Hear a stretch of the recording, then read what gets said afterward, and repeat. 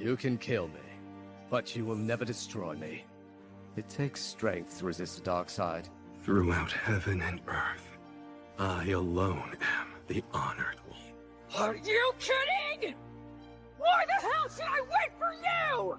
I know what it's like to try and rebuild a life. I had a bad day too, once. If you're having nightmares, then welcome to the club. My name's Subaru Natsuki, and I am the Knight of Amelia. Right now, all I can give you is just death. It wasn't for you in particular. You fought 100 men because it's not in your nature to run away. If you are feeling disheartened, that you are somehow not enough, set your heart ablaze. Good evening, everyone. Okay, let's take it from the top there. Good evening, everyone, and welcome back to, yet again, another Weekend Weebery recap bullshit that I do every Saturday night. And we spend a lot of time talking about weekly anime, and for some reason, my mic is super hot, and I need to tone. There we go. Okay, that takes care of it. It's my audio. It's my receiving end audio. My mic basically gives me a little bit of feedback so I can hear my voice clearly here. Nice little feature until you crank the volume up during editing so you can hear everything and forget to turn it back down. So, there's going to be a lot of anime to cover because I have added a couple new ones to the list. Ones that I actually had watched previously, just haven't kept up with all that well. And some new ones that I finally got caught up on. I am almost entirely caught up on everything this week. I say almost because I am now 2 episodes behind on Shoshimin. But I figured of all the anime to be behind on, Shoshimin is the one that I think the least people in my audience actually have watched. So that's the one that I felt like I could get away with just not catching up on this week. I didn't have the time, unfortunately, but everything else I am up to date on. And then of course there's a little bit of like the news stuff, which I usually try to have at least one like news segment or something like that for the stream. And this week, we're going to talk a little bit about people who want to ruin your fun. People who don't like to let you enjoy things, and people who don't like it when you have different tastes than them. So that's why it's titled Fun Police this week. So, without further ado, let's say hi to the chat. We got Muffler Tape in here talking about Ethan and Hassan's most recent feud, and I couldn't give a shit about either of those two. Jeremy Turner, what's going on? Glad to see you here. I appreciate your viewership.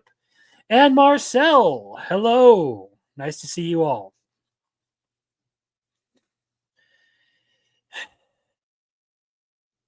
Yeah, there's I don't know. I got shit coming up this week that I'm not super happy about that I'm going to have to take care of, but I'm going to try and keep the schedule that I've started this week with 3 videos a week, one member's first video that posts a week in advance. So to anyone who's not a member, they will be able to see the Super Cube reaction video as of this upcoming Wednesday. And I'll also be posting another members first video, hopefully a like proper essay or whatever.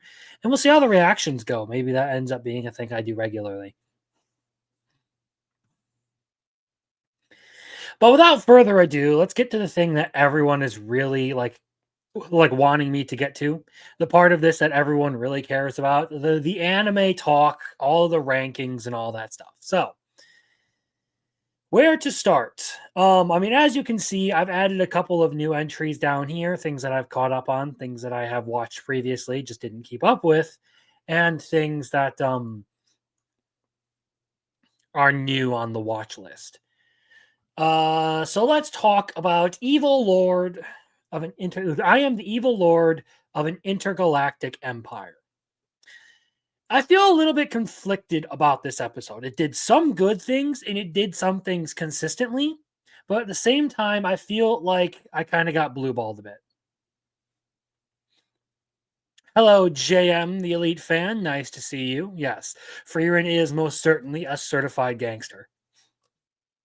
That is why she is #1 elf waifu. Okay? She can cook, she knows magic, she can defend herself, and most of all, she hates demons. What more could you want from a woman, okay?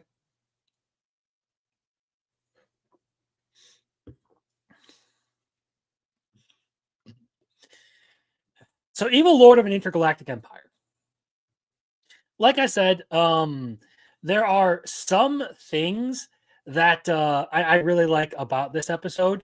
I was getting bored of the guide gag as it's been going on, where you'll just randomly get him interjecting with his thing. It was funny at first, and it started to wear off as it got into deeper into the series. But this episode, they subverted my expectations with it in a good way. Right as I was getting bored, they give us the whole thing where he decides to check in on Liam and see how miserable Liam is, and gets hit with a wave of positivity that nearly kills him.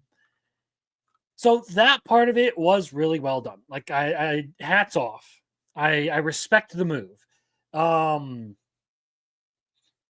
At the same time, though, I felt blue balled by this episode, particularly in the pirate elimination part of it. I felt like I was really looking forward to Liam going after all these pilots and just, annihilating their base and all that. I thought that would have been fun, but instead they decided to slow the roll a little bit and do some more I don't want to call it stalling, but they did drag out the timeline, and they gave us that really, really cultured scene with the shipwright girl. So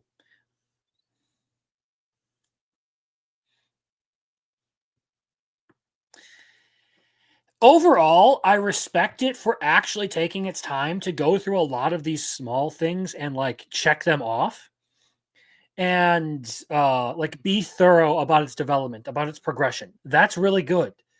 But I was really, really looking forward to, after the last episode, the destruction of these pirates. And that ultimately wasn't what I ended up getting. So I was a little bit, pardon me, I was a little bit disappointed with that. But it's still a good show. That said, I do want to move this one up a couple notches, because I've enjoyed the way it's been taking itself fairly seriously, even though it is still full of gags and stuff. There's a lot of humor and stuff in it, but the story overall leans more to the serious side, because it generally takes its world building, storytelling, and characters seriously, even if they are a bit doofy at times, okay? So this one, definitely have a good impression of. Toxic positivity was great. Yes, I absolutely agree. Like I said, it was a really good subversion of my expectations, where the gag was getting old, and they did something new and fresh with it to make me interested in it again and enjoy it again. We'll see how things go with the next couple of episodes if they continue doing the guide thing. But this was a good one. It was following the books. It's going to kick off next episode, I think. Good. I hope they don't delay for too long, because if they do, then I don't know. It's going to feel like it's starting to drag its feet just for time. Had to build up. Yeah, total blue ball, though. Or bool ball. Bool ball. Total bool ball.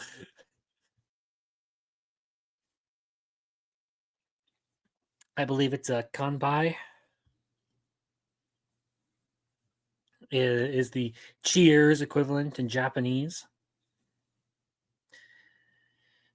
So yeah, that's a good one. Let's move on to the Unaware Atelier Meister. And in this episode, a new plot to kill the princess has emerged. We find out that Kurt's walls have the innate ability of just dispelling the undead. So anything that attacks from that direction where he repaired the walls will not be a problem whatsoever. And then he decides to he relieves some of his stress and anxiety by blacksmithing, which is a totally cool thing. I wish I had the time, and resources to like actually learn blacksmithing, because being able to make my own blades and stuff would be awesome. But I'm already occupied enough as is with life stuff and with YouTube. So unfortunate, but so be it. The one thing I will say about this episode, though, is I'm not sure how I feel about Kurt deciding he's going to go, jump into the fight just because. Obviously, he's going to have something like super OP about him that allows him to deal with the demons and all that. It's going to be like something ridiculous like that. But I feel like it's just an unwise decision for him to go get involved just for his pride. And the blade he gave to the princess is probably going to end up being something that wreaks absolute havoc here in the near future.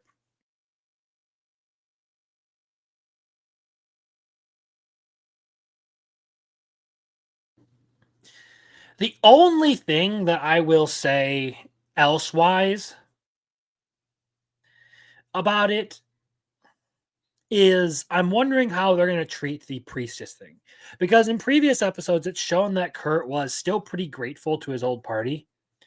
As to like how like they let him join in, even though they treated him like shit. The question now is, will he be the one to like lift her curse or whatever and like be nice to her? And is she going to see the light because of that? Or is this just going to be another thing where like, she gets her curse lifted and is still a bitch and just goes her own way without ever, thanking the poor dude for saving her life?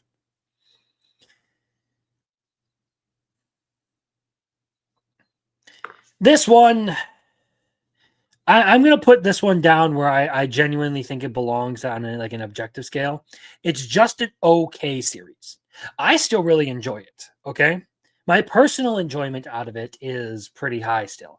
But given all the things that have happened into it, it's just another stereotypical, my tarred coworkers didn't realize how good I was at my job and they got me fired kind of thing. So, for as much as I do personally enjoy it, I'm probably just going to have to keep it here because it is writing-wise, creativity-wise, animation-wise, action-wise, in literally every possible way I could judge this anime, I don't think it's particularly fantastic. So it's going to go here. It's going down in the okay category. And we're going to be doing a lot of this rearranging here tonight because there are some pretty significant change ups that have happened in the last week.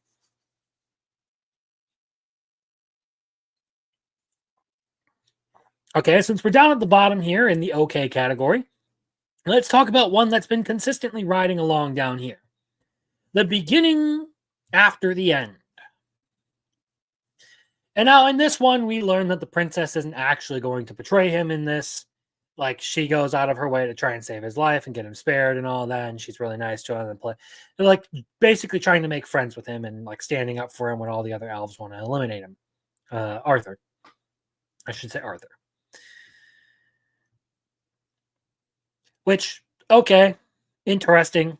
I mean, I kind of figured that was going to be the case, but they kind of have this, like, they're trying to, like, make a mystery out of it, and it just doesn't really hit that much. Like, what was that look in her face? Why was she considering betraying me? Yada, yada, yada, all that kind of stuff. Didn't really care. We did learn some interesting things, that the power that Arthur was given by Sylvia, I believe, would technically was the name of the dragon, Sylvia. The power he was given by Sylvia was called a beast will. Now, apparently, this is something pretty significant to the story. That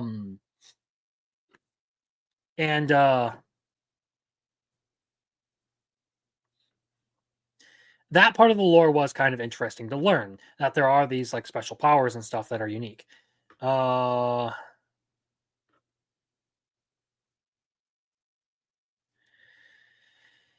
But overall, really, there was some good developments in this one.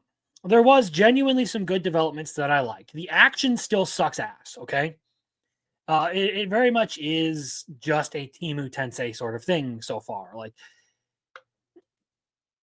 it's taken significant story deviations, sure, but generally you can make generalized like similarities within this. Like, you could equate Arthur being in the Elven Kingdom to Rudy going to, I forget the town's name, Renoa or Fitoa. I forget exactly which one it is.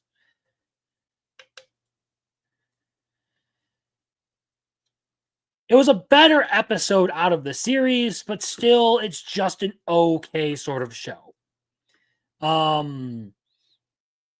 And I'm still just watching it because it was one of the most hyped shows, and I'm hoping that maybe we get something good out of it. The beginning after the end can't figure out its tone. Fucking all over the place.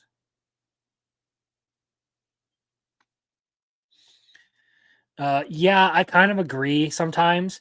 I feel like its characters are its biggest weakness so far. Like, they just don't interest me in the way like other like shows do. Tone, it does feel like sometimes it wants to be like jokey and like a little lighthearted, but it just doesn't land. And there are times where like the writing just doesn't feel all that good. Like, it feels pretty generic, and I think that has something to do with the visual appeal of it being pretty lame. Giguk did a perfect joke on Temu Tensei today with the RTX on and off. That's funny. About the betrayal, I would actually like to spoil that. I mean, go ahead, because I'm not super duper invested in it. If you have something to say about it, go ahead and say it. Just, I mean, it ain't a bother to me on that one. Spoilers in general just haven't really ever been an issue to me. That's not something that I am like super like over the top on. But with that, we're gonna move on to Catch Me in the Ballpark. Well, we wait for that comment to go over that. So, with Catch Me in the Ballpark,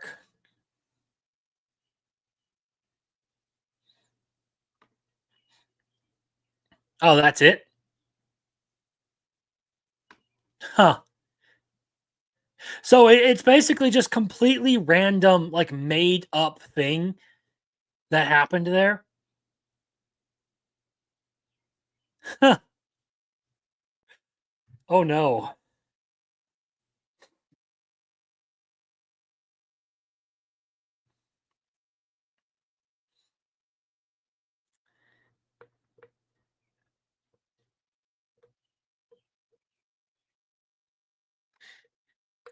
End of story, yes. Okay, so then it really doesn't matter. There has no bearing to anything whatsoever. Okay, cool. I don't know. I cursed Twitter when the end of My Dress Up Darling came out. Again, that's a personal thing when it comes to spoilers. Spoilers don't bother me. I don't have a problem with them.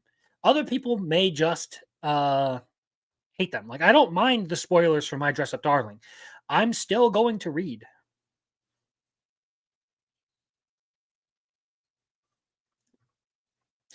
So back to Catch Me in the Ballpark. So Biggles will probably be pretty happy to learn that I'm not dropping this anime. I actually enjoyed the bento battle. It was actually a kind of fun episode to this.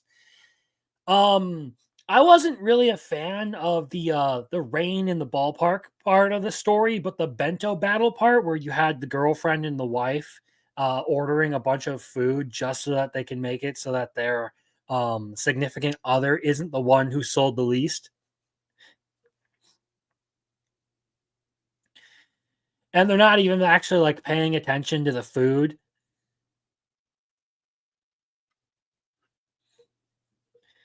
And they're just like, you know, just there to try and support their husband / boyfriend. That whole thing was funny to me. I genuinely liked that. But like I said, the rain part, not really a huge fan of. If we don't get some more like good bits like the bento battle, I probably still will end up dropping this, but I'm just not dropping it this week. I'm giving it more of a chance. Because this latest episode was fun. Yeah, the ending of My Dress Up Darling kind of disappointed me. Too rushed. We could have gotten 10 to 20 more chapters easy. Yeah, I feel like I would agree with that. Like they could have gone on a bit more and like maybe even shown us a little bit more of like their married life and all of that. But overall, I think the series is good and that it ends well, even if it is rushed. It's just one of those things where like I wish there was more. Like I want to know, I want to see the full like happy ending because that's the kind of stuff I like.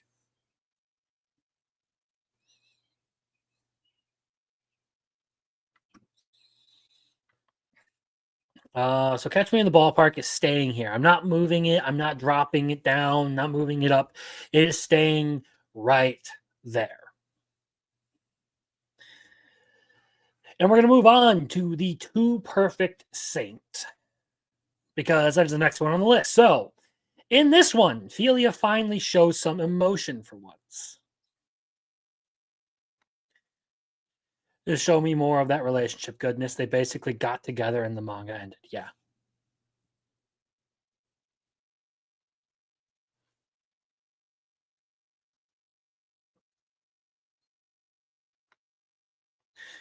But I love tight stories after 300 plus episodes of Fairy Tail. Okay. Too Perfect Saint. Philia finally shows some emotion. We get some more lore about Elizabeth, the previous saint in this episode, and how she was engaged to the prince. We're also introduced to her cousin, the previous saint's cousin, who is also a saint herself and who is now training under Philia. And then we also get the bit with the old kingdom. I forget what they're called because the kingdom names in this are a little bit convoluted, or just not convoluted is a terrible word. They're a little bit gobbledygook. But they want Philia back. They're now sending a message to tell everyone to send Philia back. Which is an interesting thing because I doubt that they're actually going to go through with it, especially basically all of this, all the new kingdom, the second kingdom has to do is say, all right, pay us back the money we gave you, and then you can have her back. I doubt they'll actually agree to that.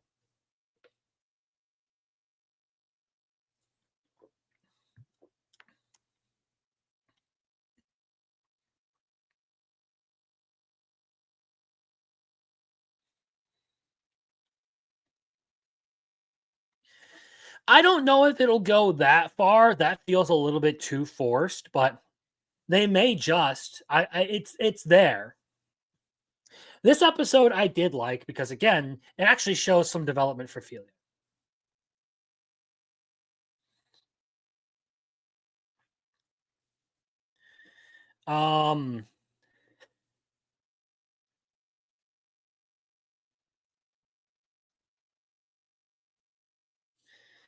Yeah, this is one of the things that I would say is she's died pretty recently.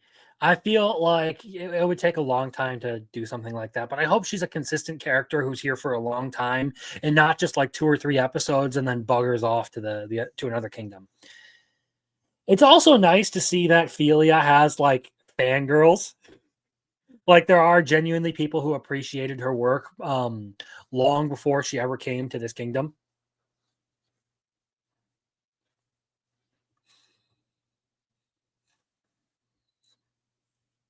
But overall, a good episode. It's consistently been like interesting in its developments. It's just one of the areas where it suffers from is that that archetype that I mentioned earlier.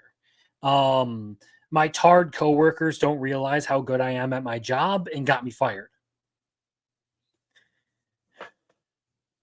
I'm really good. Nobody likes me. They think I suck.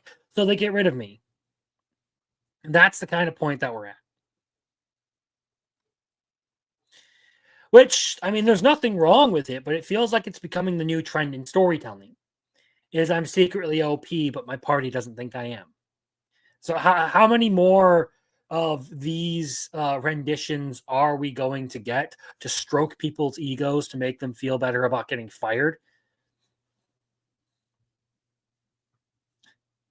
before this trend burns out and we move on to another one? Speaking of which, the next one on the list is the Brilliant Healers New Life in the Shadows. The objective garbage series, one that is not very well written, one that isn't very, that isn't particularly amazing, but one that I enjoy nonetheless because it is just dumb fun. Much like Atelier Meister, it is dumb fun. Let's talk about. So again, we get like randomly good animation in this for like no reason, just randomly. Like you'll get like 2 to 10 second bursts of like really good animation. But the writing is terribly cliche, and Xenos encounters, his old party with the typical fashion of these kinds of stories.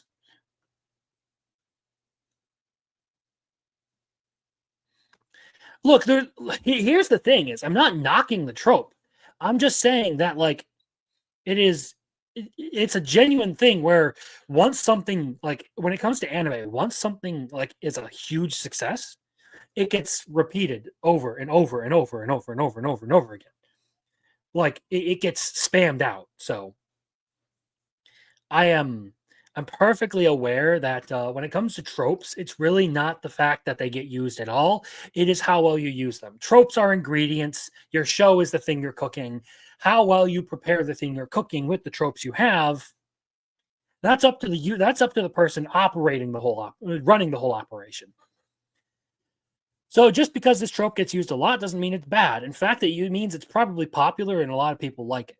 It just means that you're going to burn out of it eventually.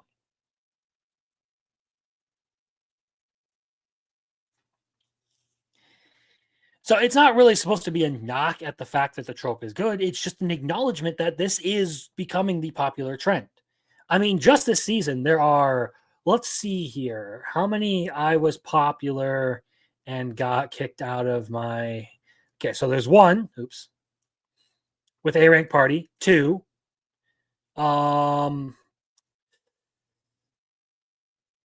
3, 4. There are 4 with that exact same structure this season.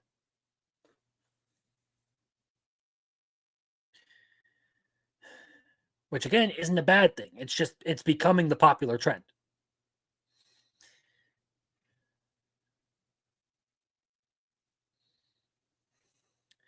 So with that said, let's talk a little bit about this. A little bit more about this. I do enjoy the show.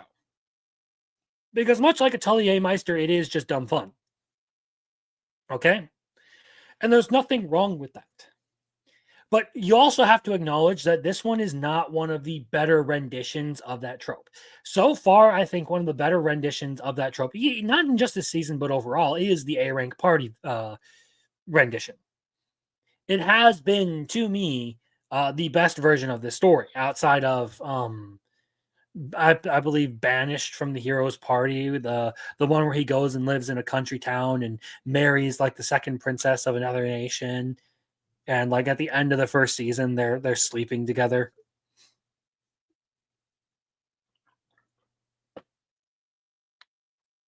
Kanpai.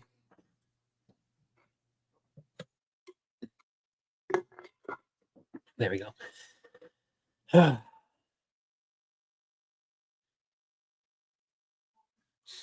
Yeah, the first episode of this is one of the most spectacular fumbles I have seen this season. Actually, I shouldn't say that. There have been some pretty spectacular fumbles. But the first episode of this was a bad directing decision.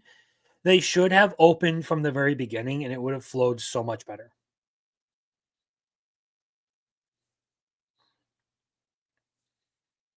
I don't think I've seen Beast Tamer. I know what it is. I've seen clips of it. I almost watched it when it came out. I don't know how long ago. But I still have never really watched it.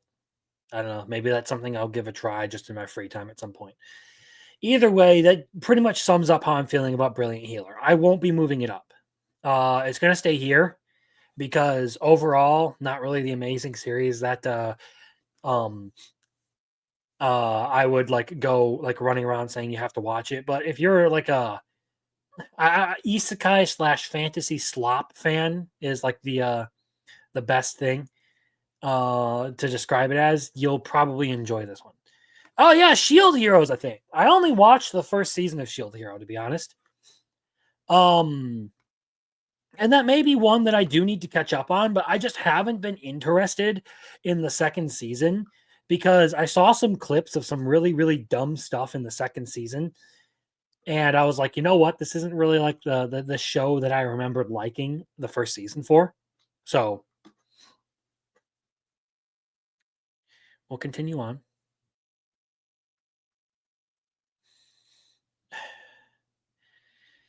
Okay. Let's get to the best show of the season. The Apothecary Diaries.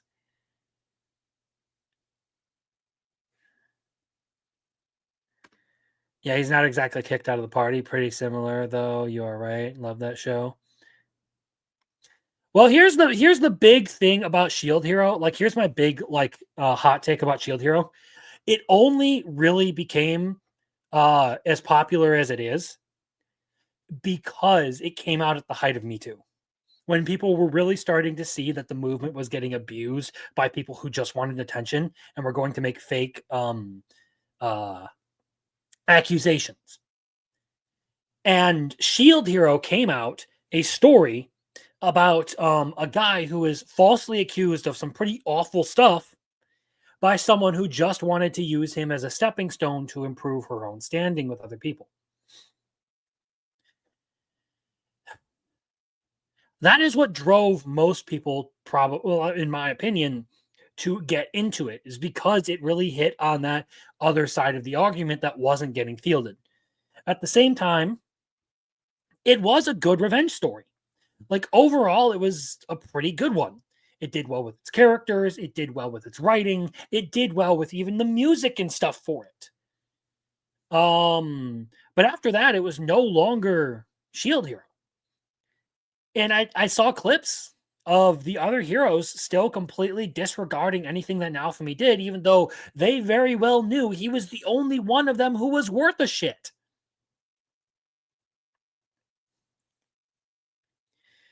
And at that point, I was like, all right, this is, like, I like that they're kind of getting into the other world and the Game of the Gods kind of stuff, but I don't know if I want to keep up with it at this moment.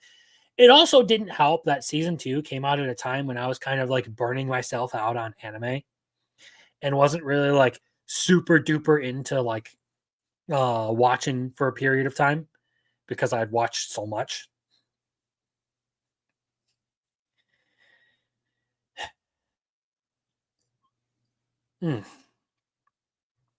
So that's pretty much my take on Shield Hero.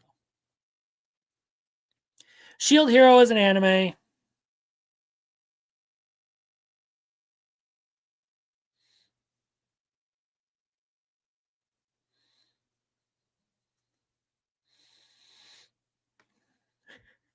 Well, it's hard for people to admit they were wrong. Same with the trash heroes. Yeah, sure, pride does play a part in it, but at some point you have to get over that pride, and I doubt that ever. Like, what I was seeing is every single one of them just absolutely refused to like heed any of Naofumi's advice and actually do something about it. And they basically just blamed it on him being OP.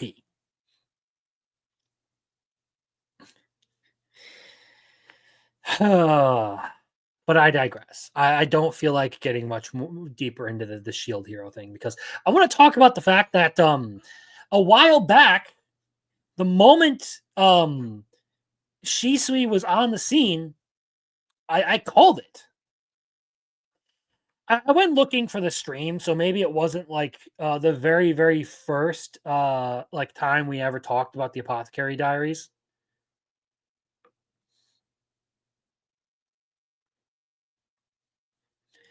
But as far as this goes, I'll try not to be too heavy on the spoilers for anyone who hasn't watched this or is catching up with this. But when it comes to Shisui, like I made some correct calls as to like what was going on with that. Now, obviously, I was a little bit broad, but I would say my statements were pointed enough to be able to like claim that, yeah, okay, I called that one. I knew it. Like I'm still trying. I went back and tried to find the actual stream where I said that to like prove that I had, and I know I have. I think it was on one of the breakdowns where I was talking with Biggles and Little Chad. So I think it happened over there, but yeah, it was a really, honestly, there's a lot of reveals in this episode that I liked, but it was kind of an odd structure, and there were some things in there that just like, okay, what exactly is going on here? What are they doing here? Some characters who appear in the background that make me really, really question what's going on. We get more information about other long-standing characters that have raised some new questions.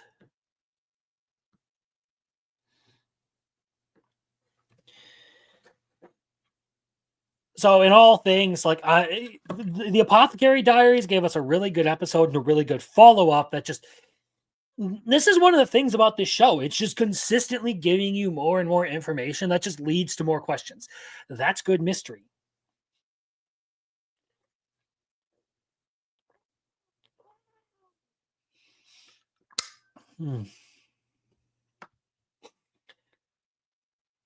Like genuinely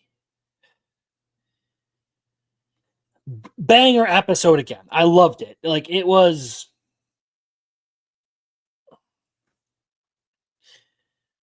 a little weird as far as its structure. Yeah. Yes, exactly. It doesn't really need to do mystery box to keep us guessing as to what's going on. And I love that about it. It is a very similar thing to the way like ReZero's plot functions, to where you know there is a definite end goal.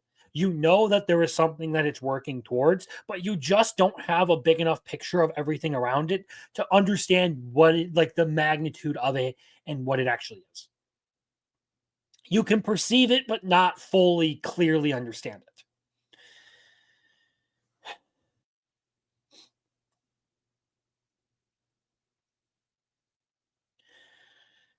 So, I mean, with all that glowing praise, it should be pretty obvious that I'm not moving the Apothecary Diaries whatsoever. It is staying at the top.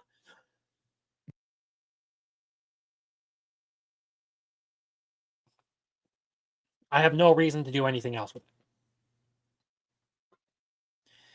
So with that said, we'll move on to Fire Force, because this week's episode of Fire Force was, much like the beginning after the end, a notable improvement. Rightfully so, yes.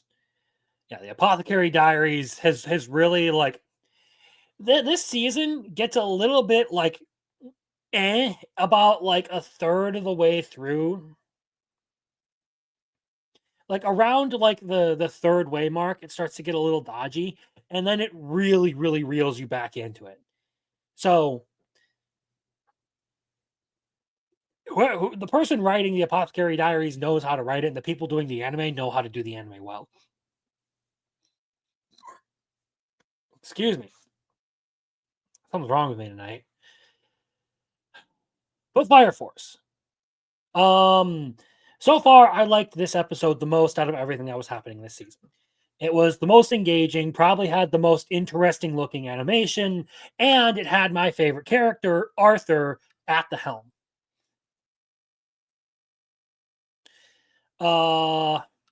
It's still a tad rough in the animation department. I'm not a huge fan of the Captain Obi flexing thing myself, but it's hardly the worst thing that the series has ever done. It's hardly its worst crime. It's just one of those goofy things that goes to be a plot point that I should have expected, considering Lucky Lecture Lure was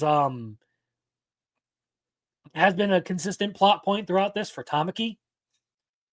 But this one, I'll put it up in the interesting category because it was a good episode that I genuinely did enjoy, and I'm really hoping that we get like a whole lot more of Arthur versus Dragon in the next episode, because like I said, my favorite part of this show is Arthur's delusions being his superpower. It's just, it's so good. I love that character. I love the way his powers function, everything about like his writing, and he is effectively the reason I watch this show at this point. I mean, its lore and world are intriguing, but Arthur is really like the main hook for me. I want to know what happens to Arthur.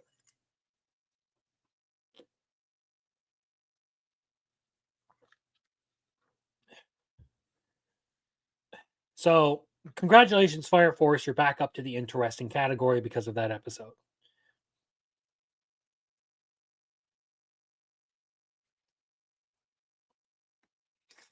You know what? Honestly, I think I kind of agree with that. Is that right? You could be right. You're so right!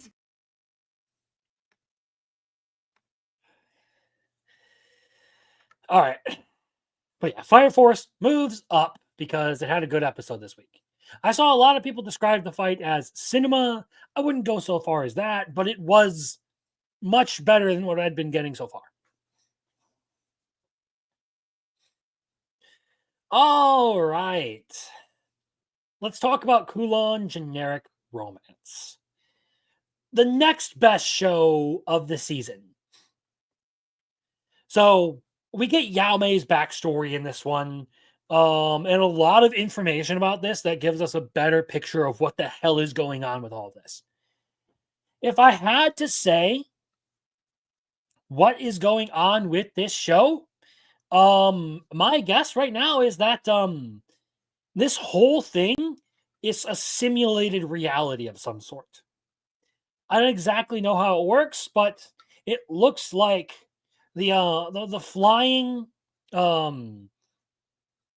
octahedron, I think that would probably be the proper term for that shape. The floating octahedron has some sort of reality warping property to it that is controlling things in Kulon to make them stay consistent. Because, I mean, we gotta...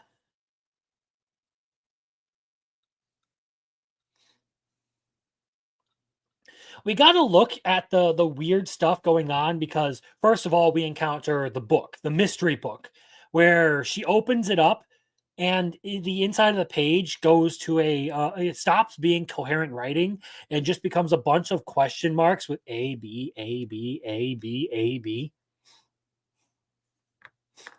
So that part is weird. And it kind of makes me think of like a simulated thing.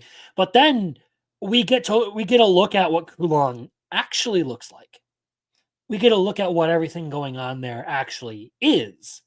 Just very briefly at the end.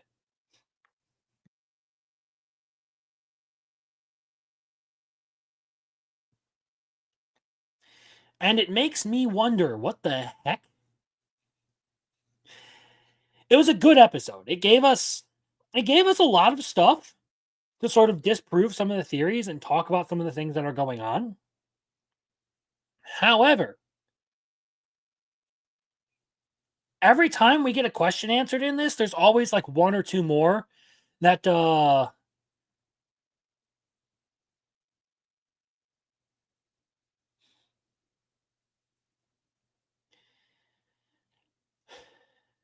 there's always like one or two more that we have to like find answers for now. And yes, I did notice this. And it was my first impression of it was, okay, is all of this like simulated reality somehow linked to Kudo? Or is it somehow linked to Kujirai? And this is, again, a really good way to write mystery, because there's a lot going on that just makes you ask more and more questions. You're constantly hooked in trying to get the next piece of information.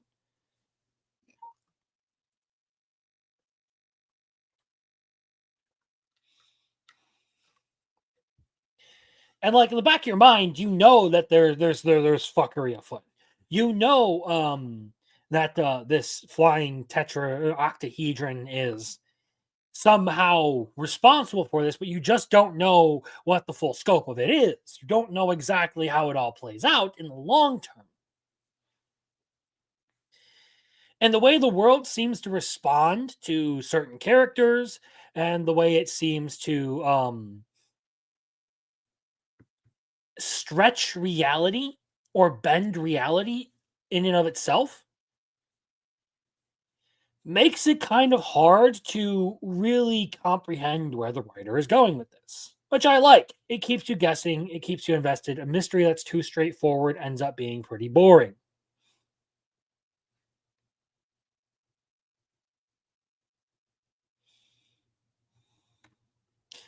Yaume, yeah, actually changed appearance when her mind wavered and switched back when she got acknowledged by Kujirai. Now, if that's the case, if she actually reverted back to her old self in all of that, and she actually like switched between those two looks just like that, that would sort of back up that this whole thing is generated by someone's perception, or it's generated by perception in general.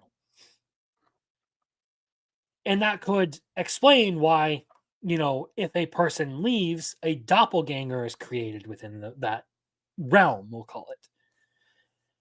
It's very interesting. I love it.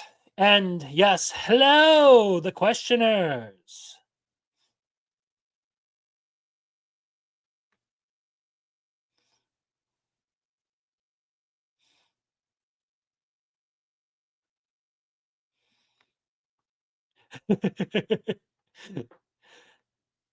Wouldn't that be a thing? I wouldn't put it past the series to do something like that. General Kenobi. Hello there. General Kenobi.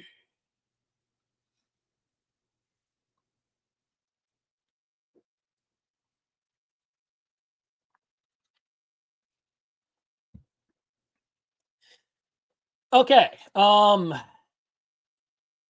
Let's continue on to Sword of the Demon Hunter. One of my favorite anime for the season. One that treats you like an adult. One that doesn't spend all its time telling you exactly what it's doing and not leaving anything up to interpretation or making you feel like an adult for being able to understand the way it writes. This one is just good.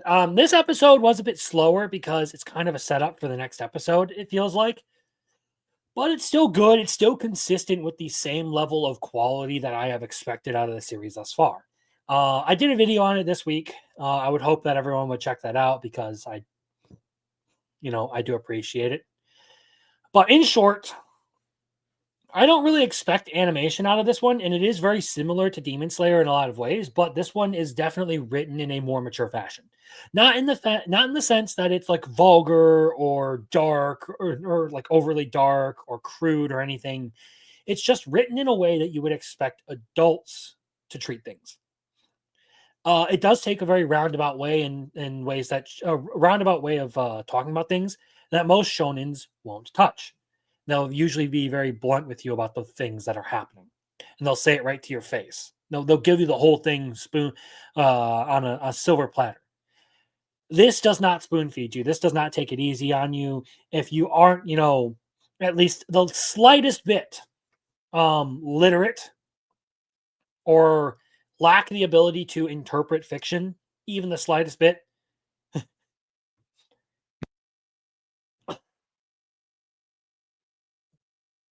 I didn't mean to unmute myself for that. I apologize.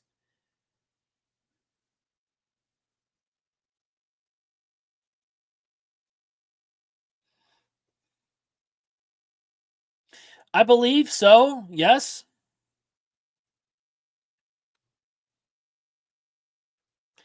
This one is a whole lot more refined. That's a really good way of putting it. The story for this is much more refined than Demon Slayer. And now this isn't a knock against Demon Slayer. It's still a good show, in my opinion. It's just this one is the better written of the two so far. I'm more engaged with the characters. I am more interested in its story, and its way of conveying information is much more appealing.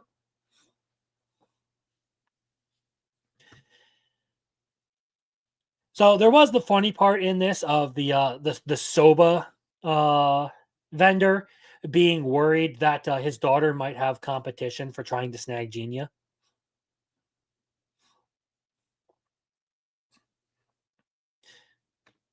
The Demon Slayer slander, it hurts.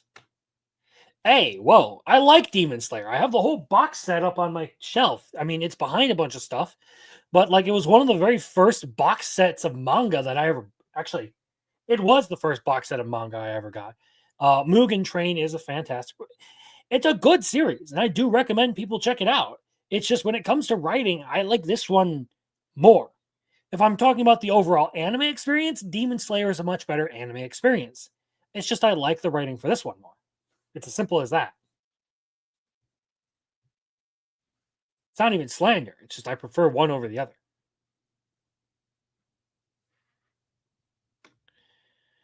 Do you have a Daki figure?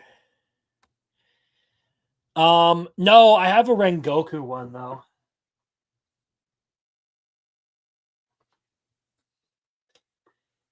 I want to get some other ones, some other figures, but like I need money right now, so I'm kind of, SOL. But yeah, I like this episode. Not its strongest episode because it's kind of transitional, but it's good. I do highly recommend this series. Okay.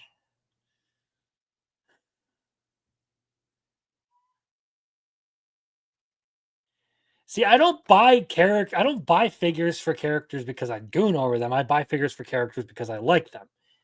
In fact, if we're talking about it, I only have 2 female figures. Up on my shelf, I have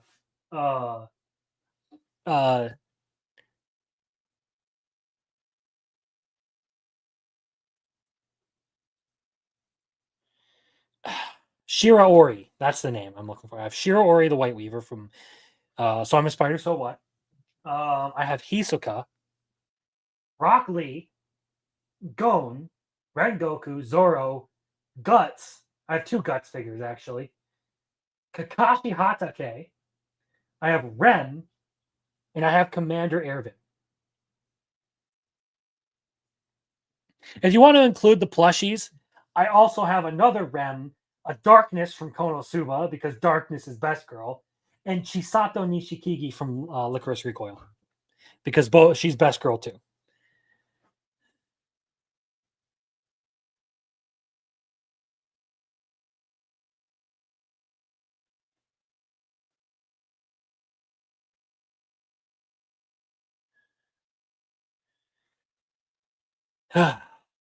Okay.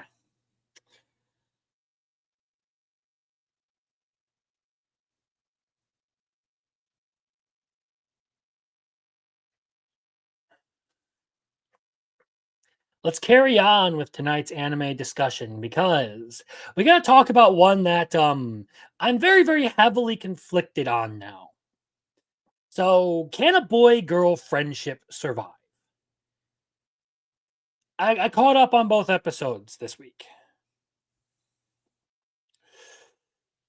And here's why I'm conflicted on this. In all things, it looks like it's going to get really, really messy with how many people are getting involved in the love life of Yu and Himari.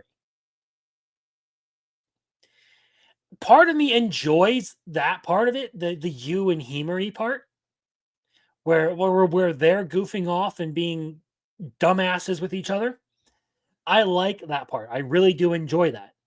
However, there is this nuclear bomb on a timer in the form of all of that like love triangle drama that's happening in the background with the rich prick, trying to set you up with Reen, and with the whole spat going on between Reen and Himari. And then Himari just being a total ass who doesn't even understand how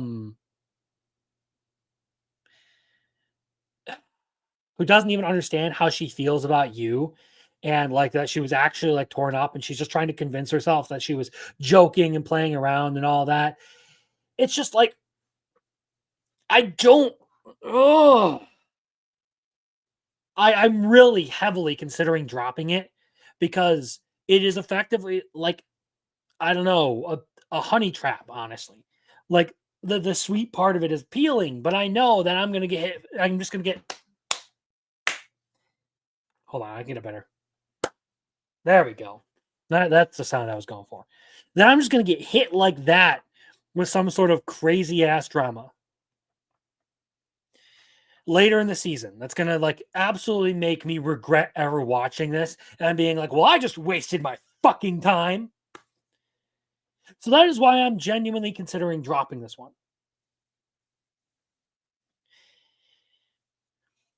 So as far as this goes, from what I hear, for people who are fans of Himari, it's good up until volume 4. Which makes me think that there's going to be some huge bullshit drama stuff that goes down, and it's just going to be like sad. Pardon me. I don't know what I ate, but I have like indigestion or something. Jeez.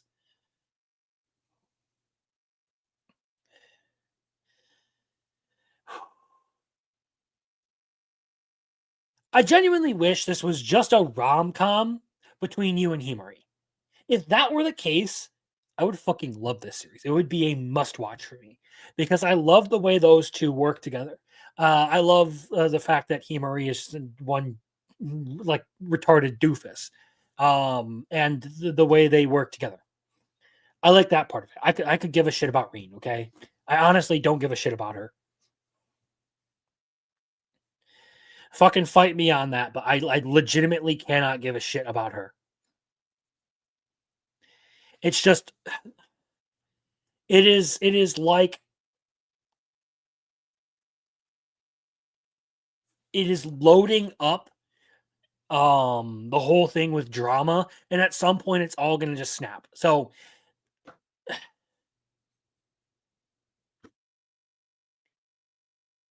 this one may be dropped. I am really debating, do I continue watching it? Do I risk it? Or do I like this is like the most conflicted I have been about an anime overall. Yep. Married to a Girl I Hate did it better. Yes. Yes. The thing is, though, it doesn't suck. There's just one part, like it is a storm brewing in the background that I am not looking forward to. And that is the part of this that I just don't want to see happen. That is the part of this that I am genuinely not looking forward to.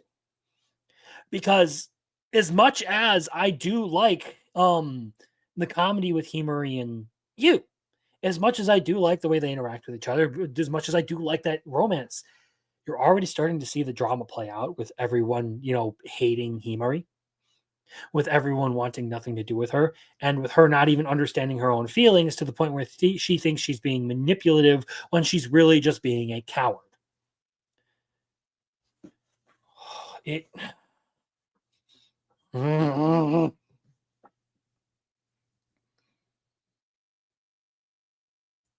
I'm probably going to keep watching this one, and I'm going to suffer for it. Like I'm genuinely going to suffer for this. I'm in a toxic relationship with this anime.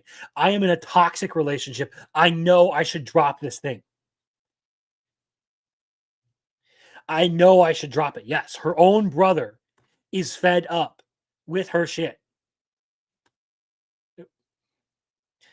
She is being a coward, but she is being... No, the thing is, for as much as all of that is, for as much as she is, being manipulative in this. She is plotting and scheming. There are a lot of things that she chalks up to just her manipulations that she's really just not understanding herself about. Like her feelings towards you. Those are very genuine. Like when she was like crying and upset and all that, she was genuinely crying, even though she tells herself that she was just pretending.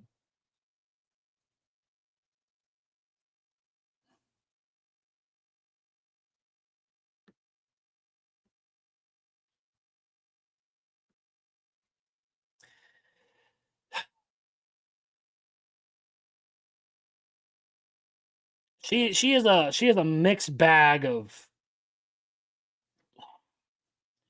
Now, this is why I am seriously considering dropping this series, is because it's so much unnecessary character drama when it could have just been a really good, fun rom-com with 2 characters as its mains. Instead, it decided to do a love triangle, and this is why I hate love triangles, because they ruin every fucking thing they are put in. If there is a trope that I hate more than anything, it is love triangles, because all it does is ruin a good show.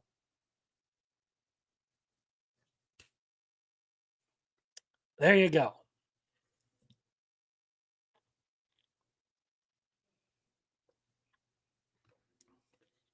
Far too simplistic an interpretation of the character on it, like genuinely far too simplistic. Like there are a lot of things she is being genuine about. Like when she said, like whenever she's like in all the scenes where she's crying and stuff, she's not just doing it for attention. I think the show pretty clearly outlines that she genuinely does care. But some of the other stuff,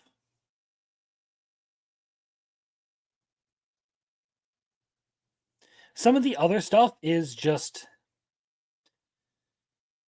straight up manipulative. Yeah, she's being a little schemer in all of this.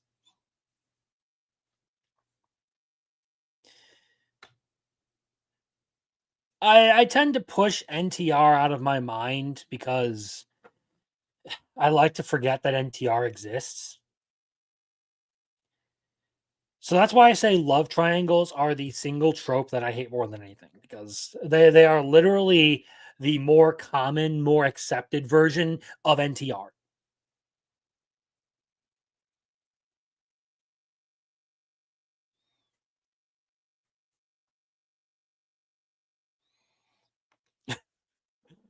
You should watch Evangelion, since it's a love triangle of hate for Shinji for being a pussy. In the quotes, to quote Perfect Cell, or no, I think it was Future Trunks. To quote Future Trunks, it is the ultimate hate boner triangle.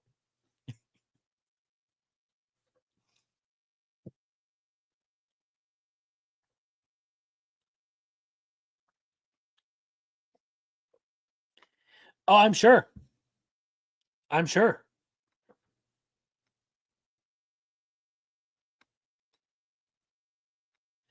See, the thing is though, like these tropes, like both NTR and love triangles, only really piss me off when they're characters I genuinely care about. So like I couldn't give a shit about the love triangle in Naruto with Naruto, Sakura, and Sasuke because I don't give a shit about Sakura. I genuinely don't. So it doesn't matter to me. And besides, Naruto decides to move the fuck on like pretty early on in the series, so it never really becomes this huge drama in that show.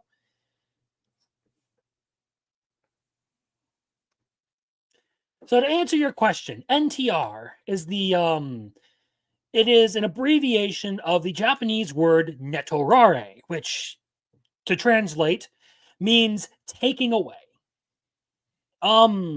It's effectively a trope where someone in a relationship, it can be a man or a woman, is then either like coerced or convinced to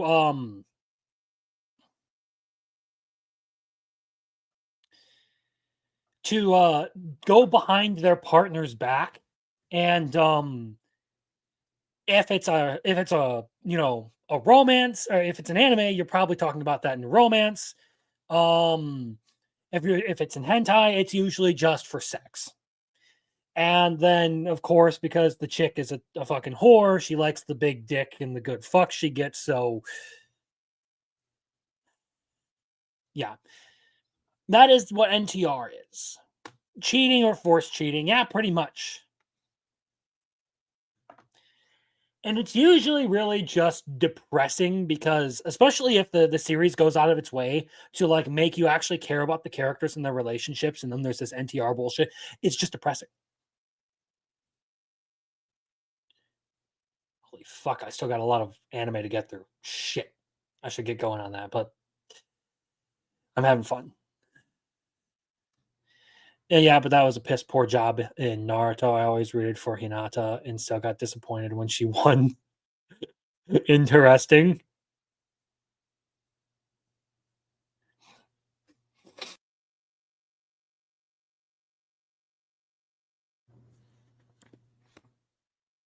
I thought they were whores.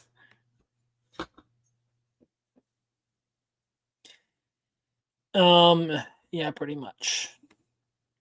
Lethal's favorite love triangle, or Crimson's favorite love triangle, is Lethal, 2B, and Misato. I don't give a fuck about Lethal's taste in women because he has shit taste in women. He likes women who will fucking ruin his life. He likes women who are just crazy psycho bitches, okay? Who will beat the shit out of him. Like Makima and Misato. I don't know about 2B, but I'm pretty sure 2B is a robot, so I guess he needs his robot fucker license.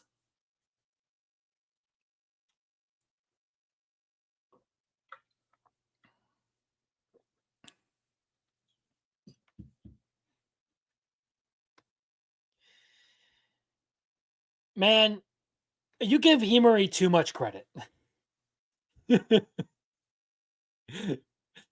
And besides, like I've said who my favorite fucking waifus are. Like, Frieren, Darkness,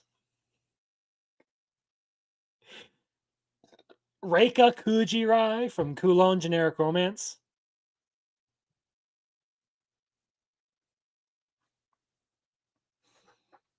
Anyway.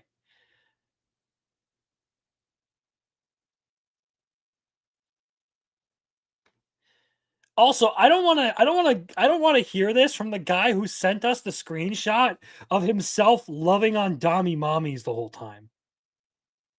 Do I need to pull that up? Do I need to pull you?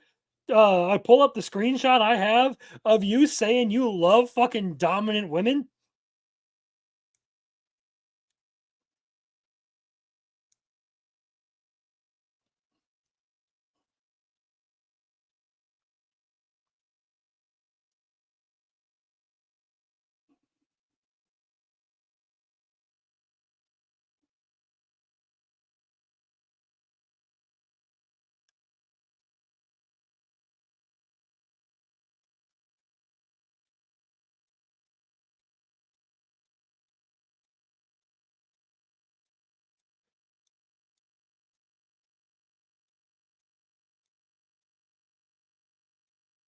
I need to find this now because it's somewhere.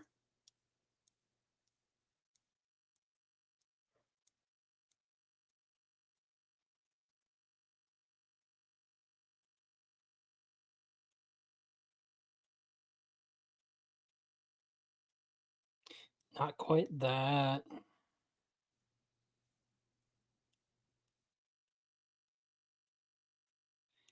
Maybe it's on my PC somewhere.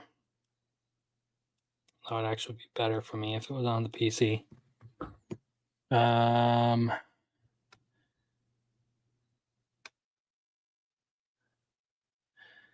This has gone so sideways. This has gone. Screenshots.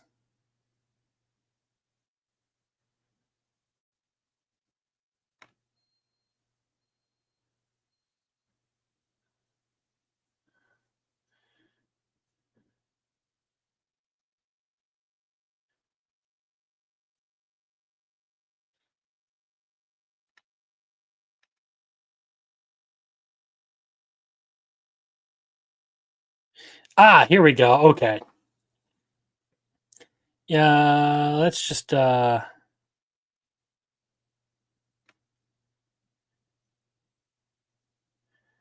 we go down to screenshots and we go all the way down here. I found it. In response to my question of who your favorite waifu is, this is what Biggles had to say.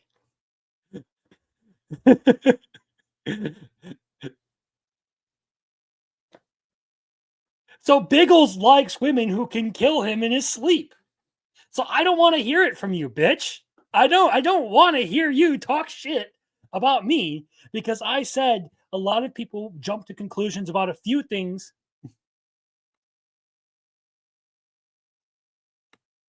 Same difference. You like women who could fucking kill you.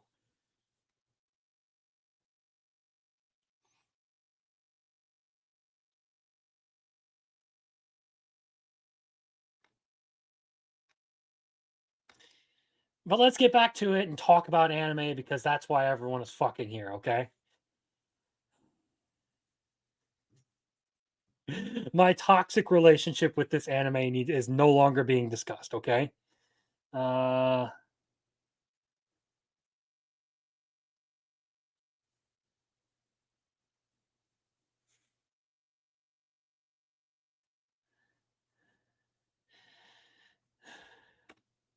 He must be an aunt of mine. Held a gun to my uncle in his sleep, and he woke up to it.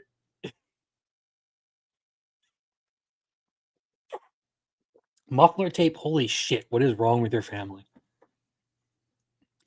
So just so you know, Biggles likes toxic women who like to beat the shit out of him. Okay. End of discussion. Let's talk about Yaiba. Yaiba is actually one that I'm going to move down.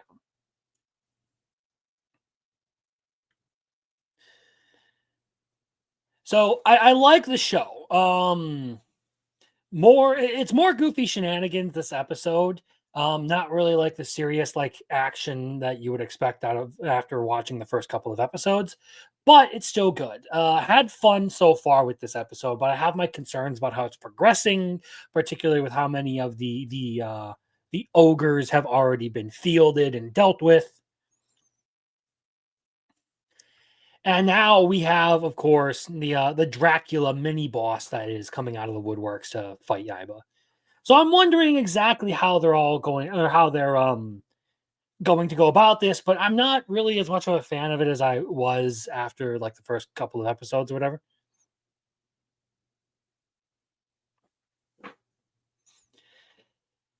So as far as this one goes, the animation hasn't really been like that impressive these past couple of episodes. They spent a lot of the time faffing about, which I'm not against. It's very much like an old school shonen, so I expect the faffing about to happen.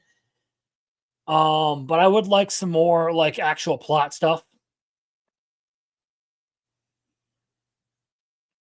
They spent the bulk of this episode at a hot springs dealing with like some more goofy looking ogres, like a sea cucumber, a starfish, and a mantis.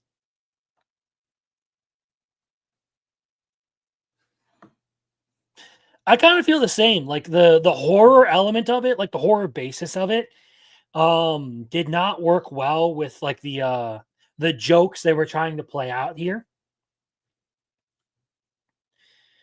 So it wasn't its strongest episode, and overall, it wasn't even like an episode that I truly like fully enjoyed. I just like the series overall so far, but this is one that definitely deserves to move down because I mean, it wasn't really the greatest display this one had to offer. So that's Yaiba. Dinner Table Detective.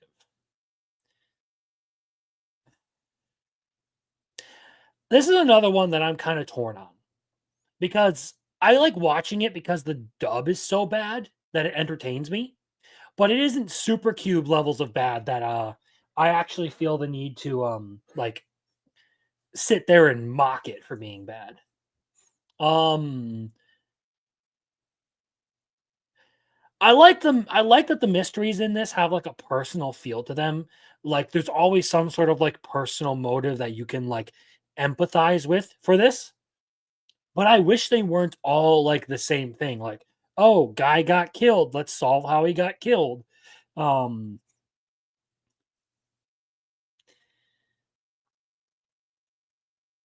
I'm not a fan of the detective in this one. He's kind of just eh. Um like he's really just stupid as shit. And then there is no other quality about him.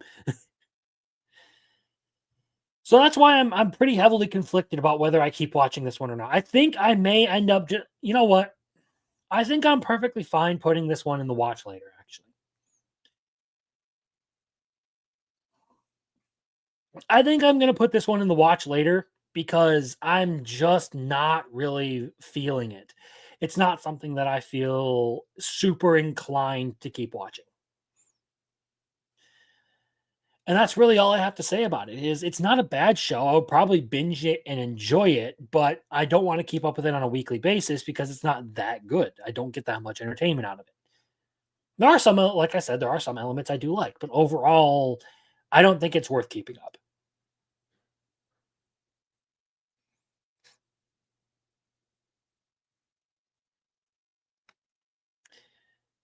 Interesting.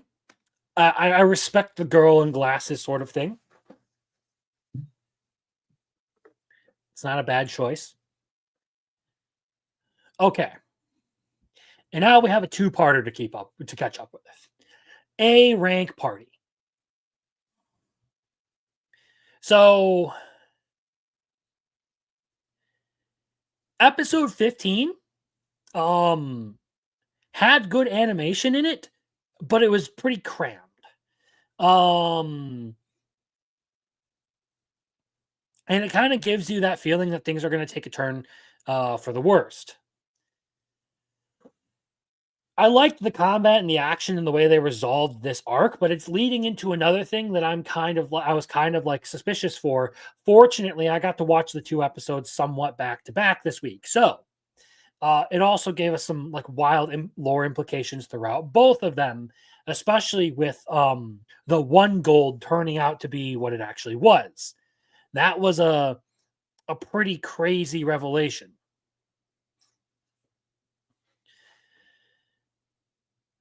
The way episode 16, though, handled the resolution of that plot point with the uncle,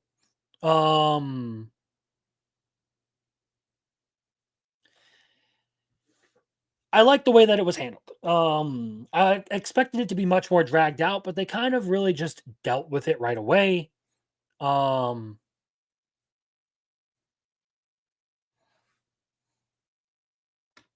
Did they really switch animators episode 16? I didn't notice.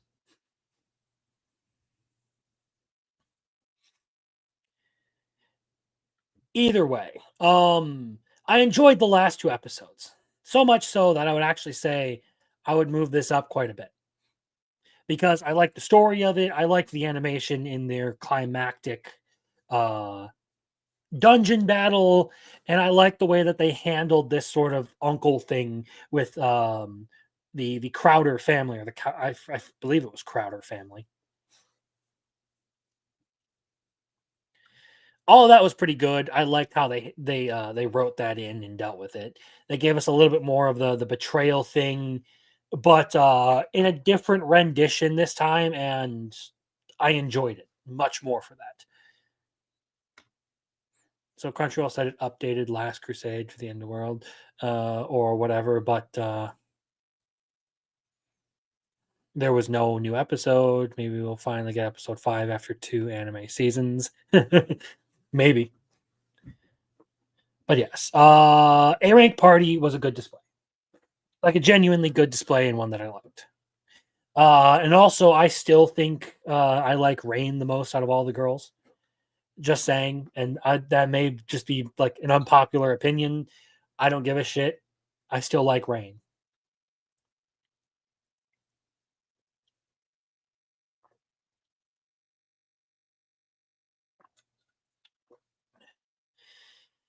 So we're caught up on that one. Let us talk next. We got to skip Shoshimin because I haven't watched either of those episodes that came out. Master Swordsman, from Country Bumpkin to Master Swordsman. Yet again, we learn that one of the most terrifying things in any anime world is a lolly. You do not mess with the lollies ever, okay? You just don't. It's a bad idea. They will fuck you up.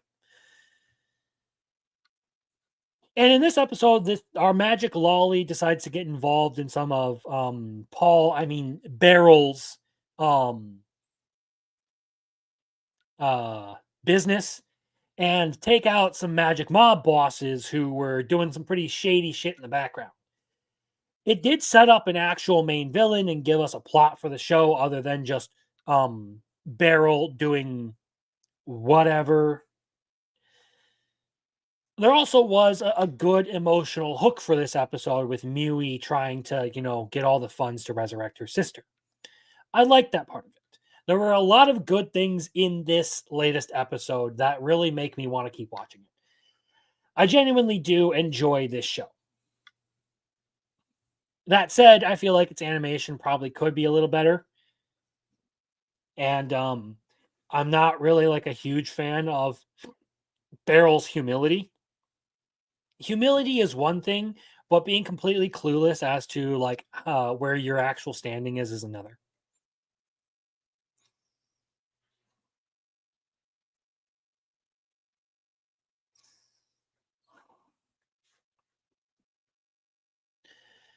So yeah. As far as Master Swordsman goes,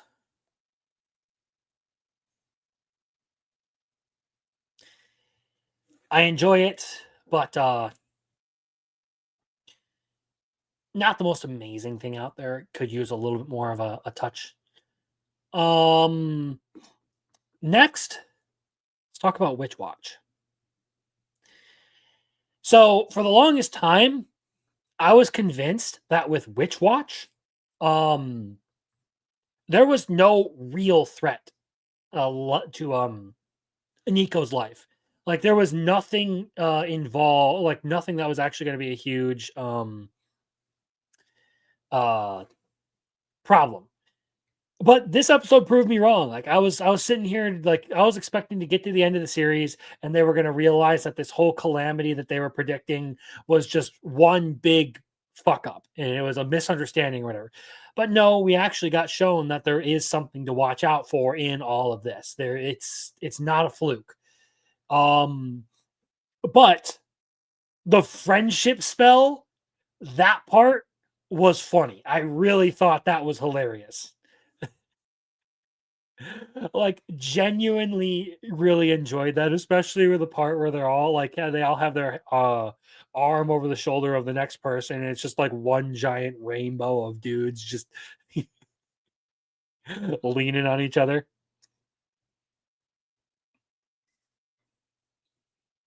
That poor dog.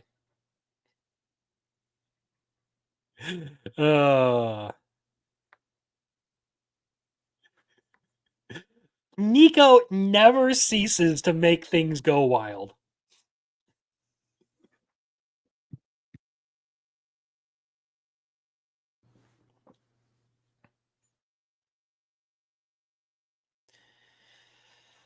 So this one, I'm going to keep it there. It's kind of hard to say I want to move it up above Sword of the Demon Hunter. She really wanted to see them hug.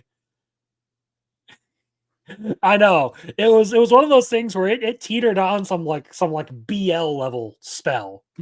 That was no ordinary friendship spell.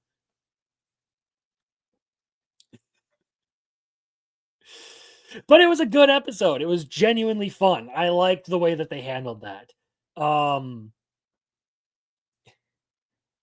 I look forward to more tomorrow.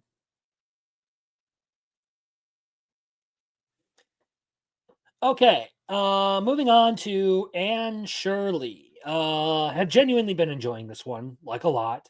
Although it's kind of getting into like it's just sort of a comfort serious slice of life sort of thing, and a novelty at the same time, as far as like it's an adaptation of a piece of classical literature. So in this one, Anne breaks her ankle and has to, like sit out of school and of summer break for 6 weeks to let it heal. So there's that. And they kind of speed run that, but then we get Matthew being really, really awkward over trying to buy a dress for Anne for a Christmas recital. And that part was kind of funny because you now understand why this man isn't married at like, I don't know, what is he, like 50 or 60? He is a total awkward goofball. And then, of course, there is the touch of like Gilbert sort of like still like following Anne around a little bit, and she refuses to acknowledge him. All in all, I mean, I like the show. I feel like it's well written. It's very fun to watch. I do like the characters and the way they handle a lot of the things that a lot of the conflicts in the character interactions. It's very lighthearted and fun overall. So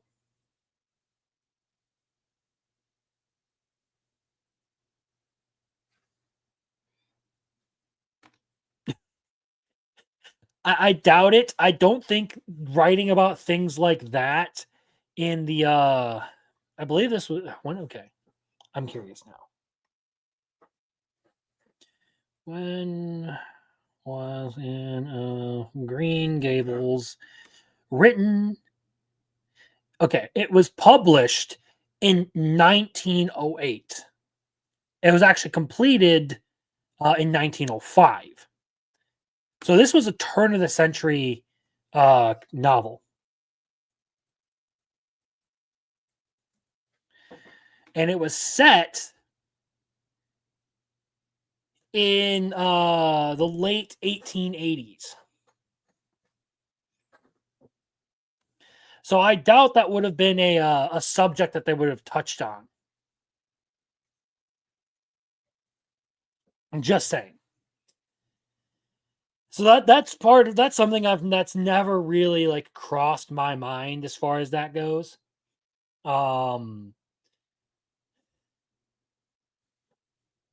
So yeah, I enjoy this one. I won't be moving it up or down, at least not in its own right.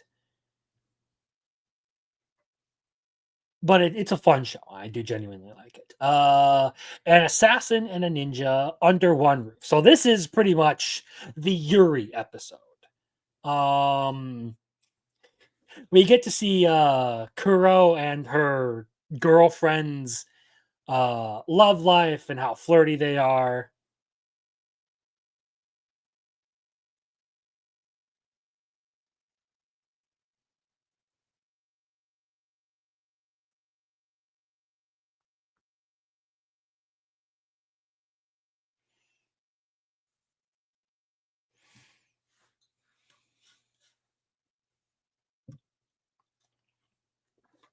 Sorry, reading chat. I should be talking. So we get to see Kuro being an absolute gambler in this episode, or leader. This one was probably on the funnier side. I did enjoy this one quite a bit because there was a lot of like goofy, dumb stuff that happened in this one that I genuinely enjoyed, especially around the our ninja girl going around and just trying to flirt with Konoha.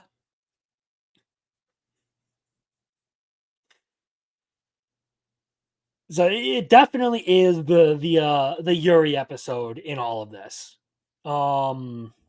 Animation still hasn't really returned to the level of that first episode, but like it is much more a comedy than anything else, and I do enjoy it for that.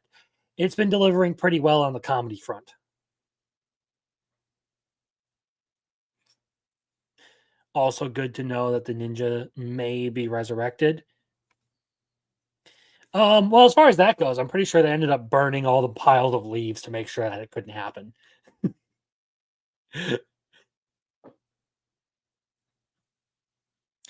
Oh, there was Satoko. That's her name. There was also Satoko turning all of the furniture into leaves to try and practice. That was kind of funny.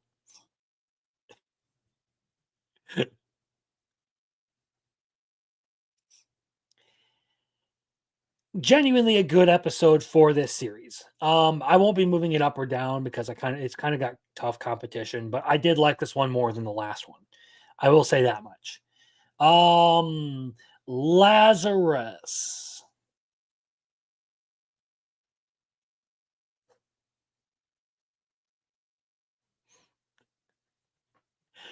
Let's talk about Lazarus for a little bit. So I actually really liked this latest episode. It was entertaining to me. We get the crew tackling a whole like corrupt club with their owners being involved in some pretty nefarious fucking stuff. And I know a lot of people don't seem to like this very much, but I really do enjoy Lazarus. I think it's been fun. In it, you kind of see some of the stereotypical Shinichiro Watanabe side questing in it, because so far they've made no major strides to actually find Skinner, and a lot of the things they've done have been resolved in just about one episode. So it really does have a lot of the same things that Watanabe usually does with his shows. It's just that in this one, the side questing part of it, like the episodic nature of it, isn't as obvious because it's much more focused on the actual story. That's a part that's in just about every episode with them focusing on Skinner. The choreography's good. The action in this has been great.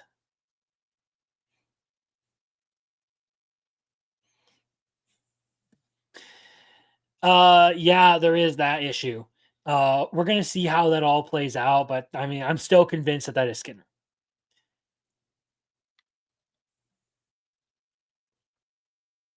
And I guarantee you this is probably done so that Skinner can make some sort of point about the world. They're going to go through all of this stuff and find all of these problems and all that. And when they finally get to Skinner, they're going to have him talk about how like the state of the world is fucked and we've seen how everything is like how terrible everything actually is. I'm expecting that's the reason that they didn't do something about or they put Skinner in the homeless camp and just sort of teased us with him, because we still have to see the rest of how the world is fucked before we actually get the big reveal. But I think that is one bad directing decision in having Skinner show up right in front of us like that. Like, you really should have put him like in an obscure corner, like in a background shot, just watching them. And like, if you really wanted to show that he was there the whole time, I feel like that would have been a much better way to handle it, rather than having our main character kneel down right next to him and try to talk to him and not realize that it was Skinner.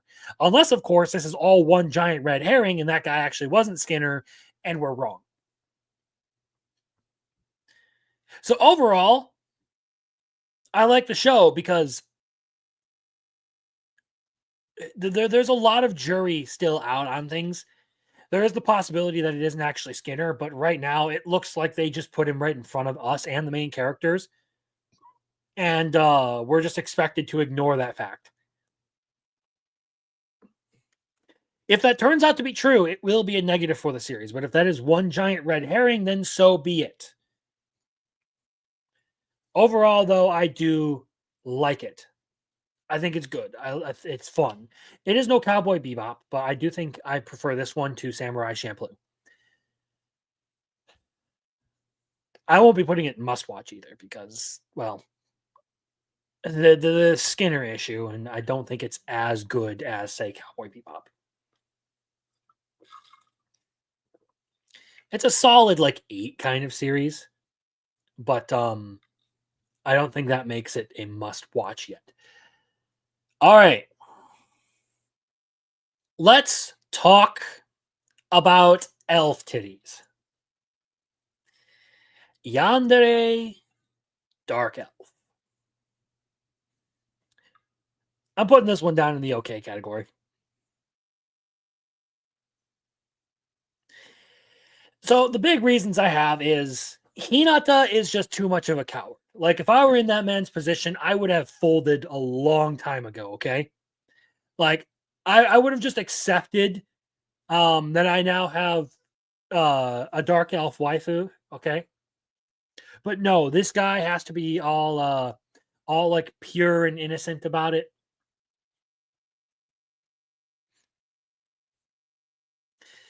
And then of course we get the other girls who are just going to get in the way of everything, and the magic chastity belt. What a fucking tease. I mean, come on. That right there is why I am moving it down. Is because that whole episode was a tease and I don't appreciate it. I want more elf titties. I want Hinata to stop being a fucking coward.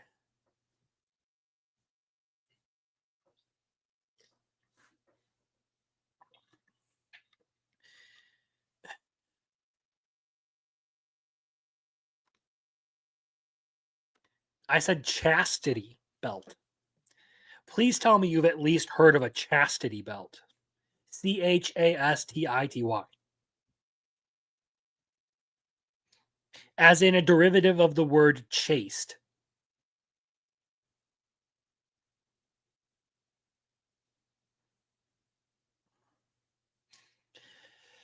Okay. So yeah. As far as writing goes,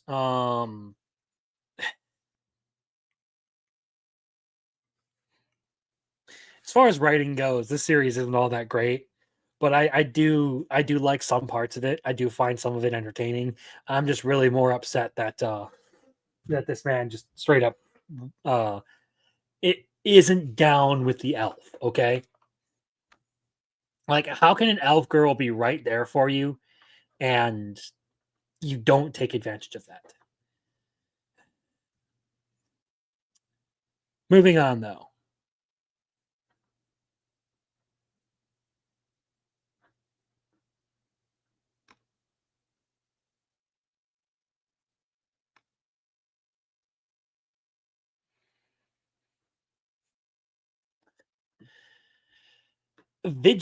No, not Vigilantes. The next is Aharen-san season 2. So for some reason they decided to like go all out on the animation for the Aharen idol scene in this one. Which I thought was funny. And I actually did really like, because I do like good animation. But it was a very, very idol centric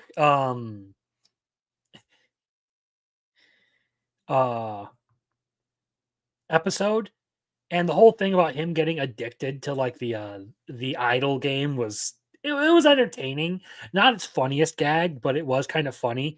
And then he did end up having it did end up coming a thing where like he's sitting there like Aharon's training to be an idol and all that. So I'm like, huh, sometimes my intuition actually is right. That part was entertaining to me. I thought that was funny, but I still wouldn't move it up over any of the other stuff. Overall, not really like anything huge that happens in this that I really like feel like needs to be discussed. But I do genuinely enjoy this one overall.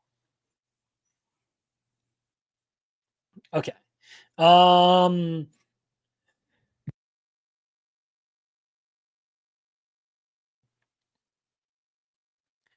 Yes, exactly.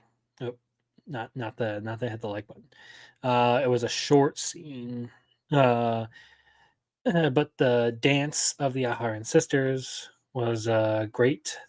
Also, we have Jeremy Turner gifted 5 Crimson Law memberships. And of course,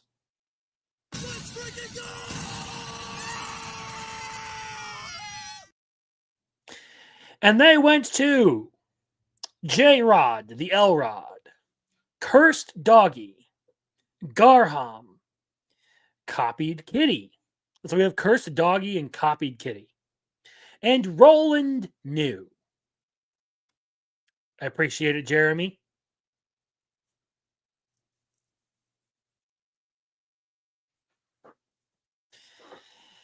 Thank you. I absolutely appreciate the donations and the money. So, My Hero Academia Vigilantes. Let's move on into it.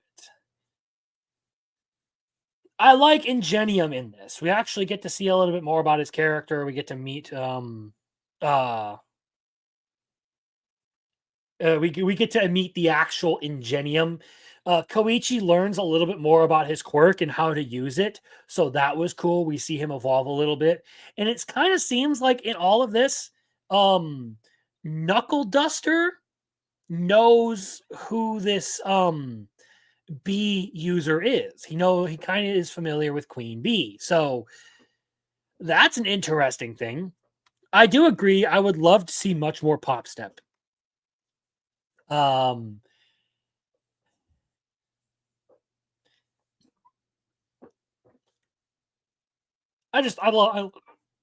Gee, I apologize for all the weird noises I'm making into my mic, like genuinely.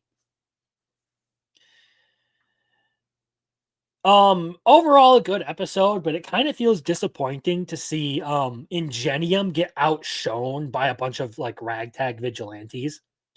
That part of it was like, I don't know how I feel about that, but him as a character was good.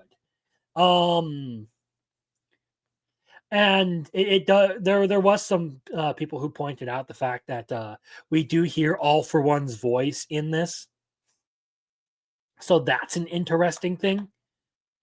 But I'm very like I kind of assumed that All For One was just involved in this at some level. But it was a good episode. I enjoyed it. I liked how they handled a lot of this thing, especially with Knuckle Duster taking on the giant red rage machine dude. So overall, good display. Keep looking forward to more, and I do really like the intro for this one. It's one that I keep playing on my playlist. Still have not watched Moonrise because I've been busy. This is another one that I just haven't, fully gotten into. So we'll move on to Apocalypse Hotel. I really like the show more and more as it's been going on. We get Ponko with a chainsaw in this episode, and that was kind of fun. There was some. Ooh, is it really? Huh. I kind of got the feeling that it was going to be a total mess. Maybe I'll watch a couple more episodes and see if it's worth my time. See if I enjoy it. If not, I may just take your word for it. If I don't like the next couple of episodes, I may just take your word for it and drop it.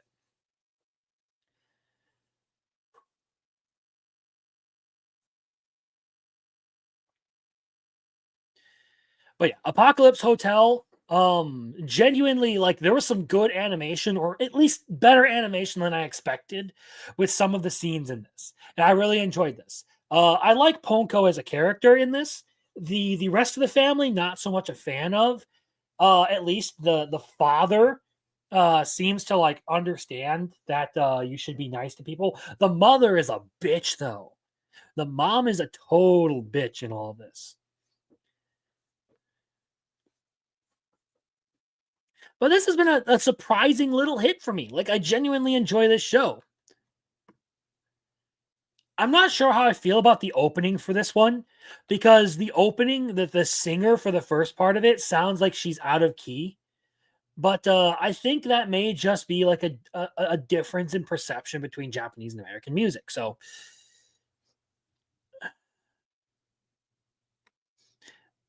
yeah, to each their own, but it got so damn confusing at some point. Things just happen for the sake of it, and even the characters don't know why they're doing what they were doing.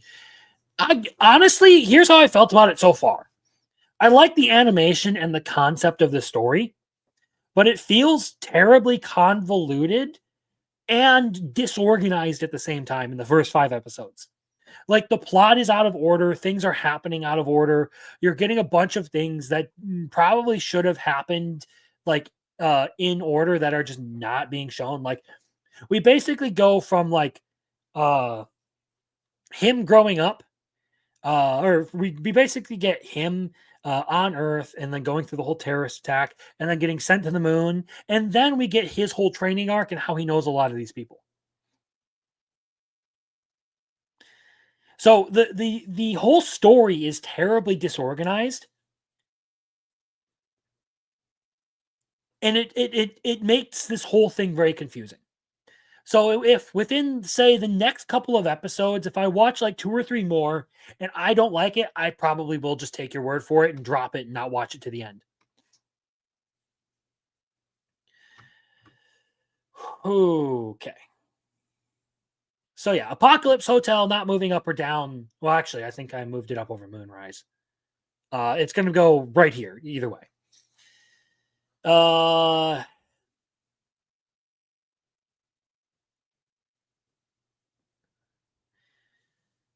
Food for the Soul. This is another one that I do like, actually. So with Food for the Soul,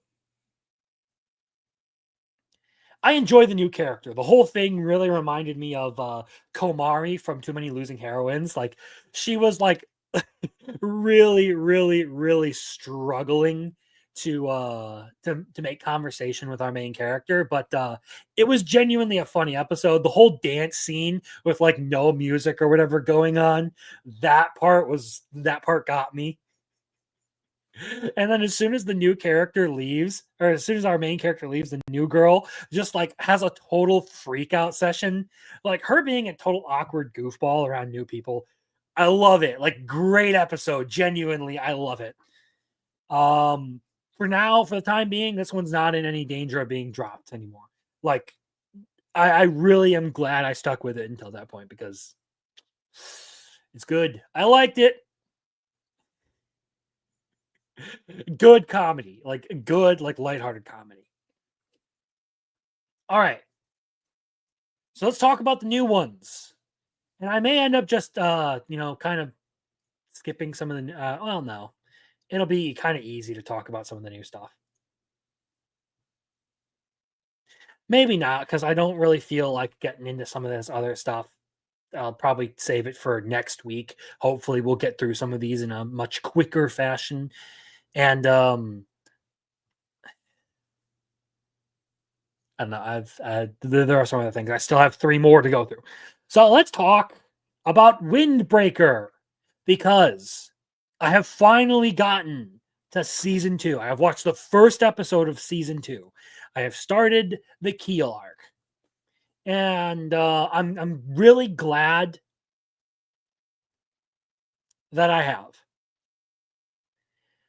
because this one is really good.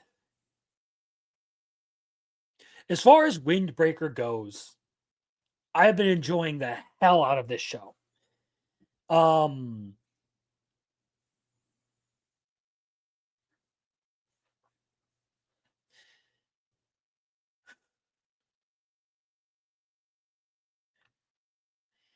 The first episode was really good. The animation was a whole lot better than, I should say, this is effectively what it feels like the big brawls in Tokyo Revengers should have been.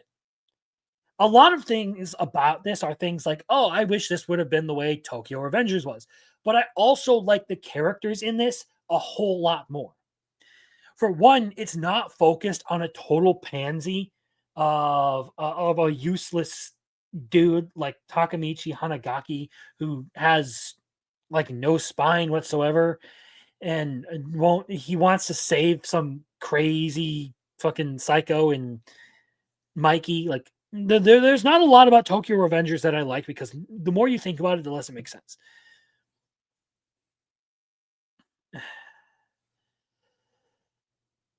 Sakura as a character over this whole series is very intriguing, especially with some of the other people who are his friends who fight around him. A lot of them are pretty good, and I like that they're not horrible people. They're just terribly misunderstood, and a lot of times, like, they want to do good things and are good people. They're just a little rough around the edges or can seem intimidating. I really like that part of it. They can be tough asses while also being nice people overall. That is one element of this I like. There is the issue of the fact that, like, where the hell are the teachers in this? Like, why are there no teachers at Furin High? That doesn't make any sense whatsoever. But maybe that's just the kind of bad thing, or the kind of bad neighborhood it used to be. And of course, we now have one of like the big shots in the school is going to be fighting a like serious fight in this. So I'm looking forward to it. I'm gonna try and catch up by next week so I can talk about it in depth. But I have not been disappointed by this show. Like the first episode was a real of this series. The first episode of the series was a really good opening. So having binged through the first season and then gotten to the second, I love it. It's great. Genuinely a good show. And now let's talk a little bit about some Chinese anime. So I've only watched one episode of both of these. To Be Hero X and Supercube. If you remember, you may well have watched my reaction to the AI dub for Supercube. Overall, as far as Supercube is concerned, it's interesting. When it comes to this show, I like the concept of it. There are some interesting points, and it does have some very flashy animation to it. But overall, I don't think it's as amazing as the people on the internet hyped it up to be. Now, I should watch it in the subbed version, because hopefully the voice acting will be a whole lot better and I won't be distracted laughing my ass off at how bad the English dub for this is. But it's a solid show. It isn't horrible. I just think a lot of people got distracted by the flashing lights, and I'm not really terribly invested in the characters for it.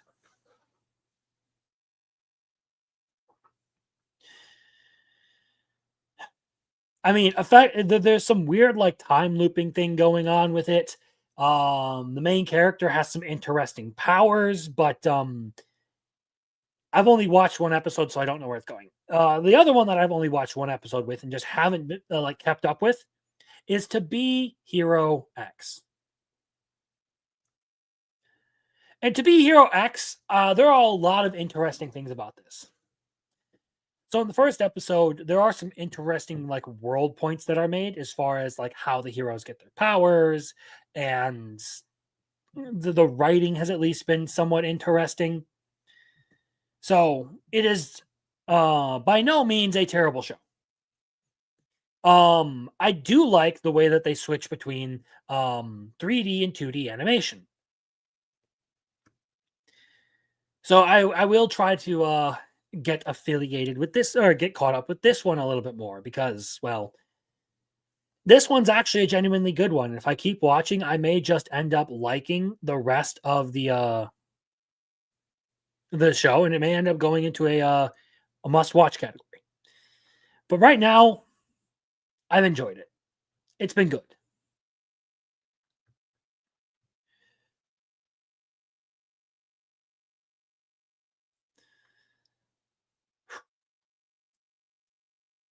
I'll catch up on it. I've seen a lot of clips and stuff of people talking about it, and a lot of people really seem to love it. So we're going to find out whether it's actually that good or not. Has been great so far. Okay, that's like I said, a good sign. A lot of people talk very well of it, but the ending of the last episode is a what the fuck. Okay. Interesting.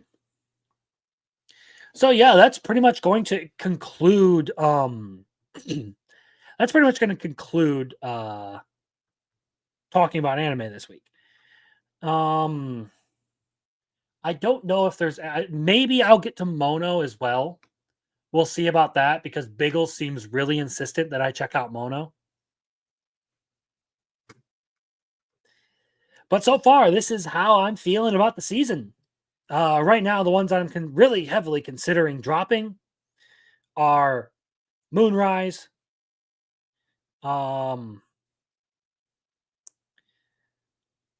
Fuck, what was I thinking?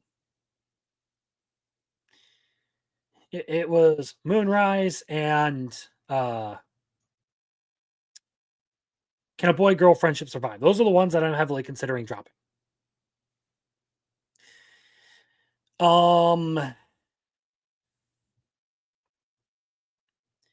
Everything else, though, has been pretty solid. I've rearranged this chart quite a bit.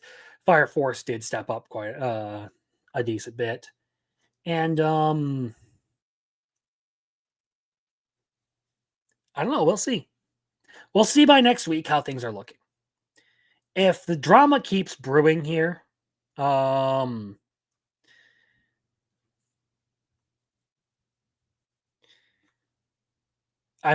really will drop that. It's one of those things where it feels like a toxic relationship with that anime. And I dropped 365 Days to 20. I really liked that one, but I can understand why some people would drop it. Because I had my own frustrations with that anime. Especially with the way it would take detours right when things were getting good. Like, it would start to get good, you would get to something juicy, and then it would take a detour. And then it would get juicy again, it would take another detour.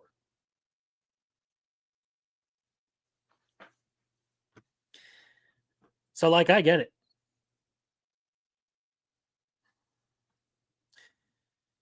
But that being said, I guess I will do the news segment tonight. I'll just go through this and do this. Well, we'll try to be quick about it. So, there was an announcement for this show getting even the student council even the student council has holes is getting an anime adaptation. This is a manga CM released a while ago by Studio Passion.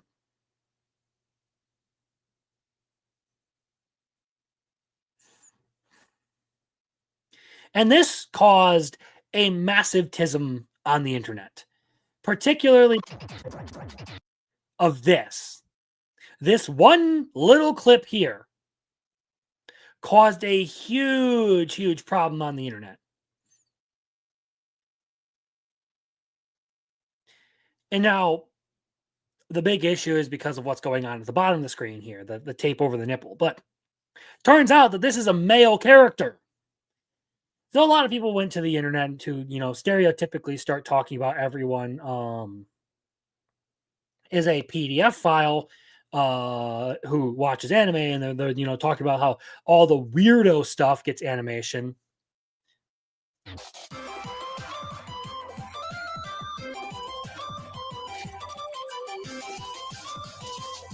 This is the whole thing. Like that, this is the whole preview that people were upset about. And for the most part, it's really just goofy shit. Like, they're just goofing off. This looks like something that I would actually enjoy watching.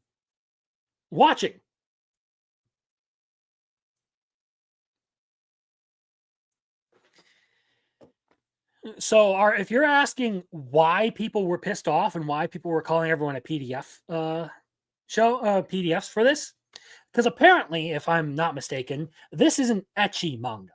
Okay? And the title of it is Even the Student Council Has Holes. And then you see this. So all of that information combined, they immediately jumped to conclusions and started calling it PDF stuff. They called it the weirdo anime, getting an adaptation when there's actual good stuff that should be animated. And I agree. I believe Berserk deserves a good adaptation before anything else. But here I am not complaining and telling everyone that they're awful for it. This genuinely looks like a fun show to watch. Something that would actually be funny. Like, I like the art style on it. I like the way that, it's just a bunch of characters goofing off, doing really, really dumb shit. And then pretending to be like proper students when the teacher is around. But effectively, for this and for the name and the fact that it's an ecchi manga from what everyone has said, it has got it has gotten a bad rep with Twitter weebs because apparently that makes it PDF stuff. And this is why I was going to talk about the fun police. There are a lot of people who like to talk about how like you shouldn't enjoy certain things. You're not allowed to enjoy things that I don't like. You must only enjoy the thing that I like.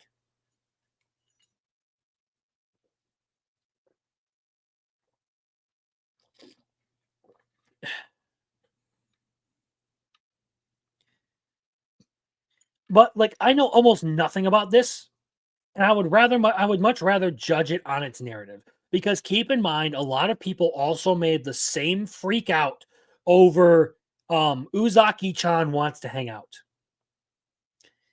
about a character who was in college, who was 19 years old, who looked nothing like a child because guess what? She was short. So really there are two problems with trying to like I don't know, age gate fictional characters. One, they're fiction. They don't actually exist. So big whoop. Two,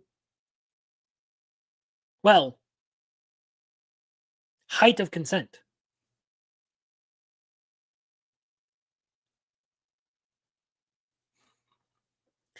And to be fair, I will like completely acknowledge this point before it becomes like a huge issue. Twitter is a pretty awful place as far as like anime goes. So like you could find any number of bad takes to talk about. So if you're going to criticize me for using Twitter for content to talk about problems within the anime community, fine, so be it. But I acknowledge it. Like I'm getting content to talk about here and talk about actual things and the way people respond. Overall, a lot of people, it is somewhat reflective of the way certain factions of the anime community work. Yes, it's Twitter, but it's also still a reflection of the way, you know, the anime community is being shaped. There are a lot of people like these Twitter losers out in the anime community now that are post-COVID fans.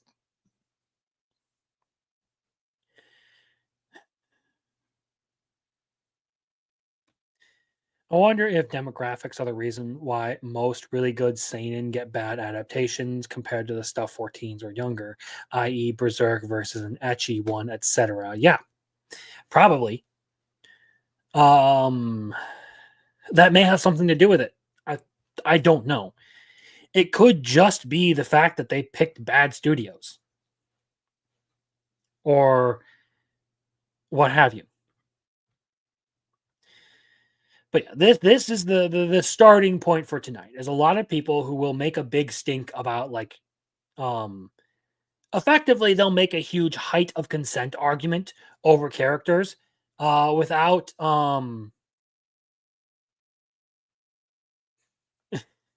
without actually doing any sort of real research. No, but I expect that should I continue doing this in the future, I don't think you were calling me out for it. I'm just saying, should I continue doing this for the future, I would expect people would start to, you know, lob criticisms at me of, you know, oh, well, you're just cherry picking on Twitter. But this is a genuine problem within the anime community as a whole, where a lot of people have a problem with this. Like, I know guys who will look at this and be like this is awful. Like, how could you watch stuff like this? I know actual people who have that sort of stance on anime and manga.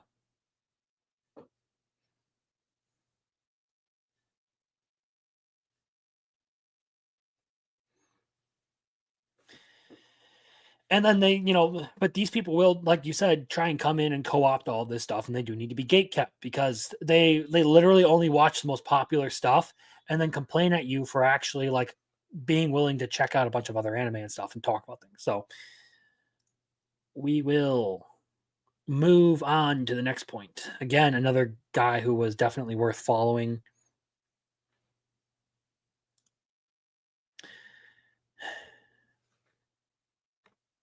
Yeah, I don't think it is either. It's just one of those things where like I'm aware of what people will probably say in the future of my content that I do here.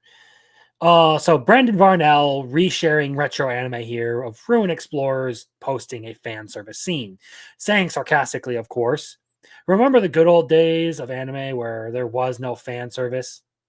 And we get some pretty good fan service in these shots. Like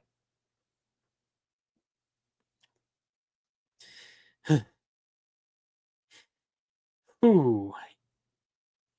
But the reason I saved this is because of the comments down here, the things that I really wanted to talk about. Fan service. Material included, as in a book, movie, game performance specifically for to please fans.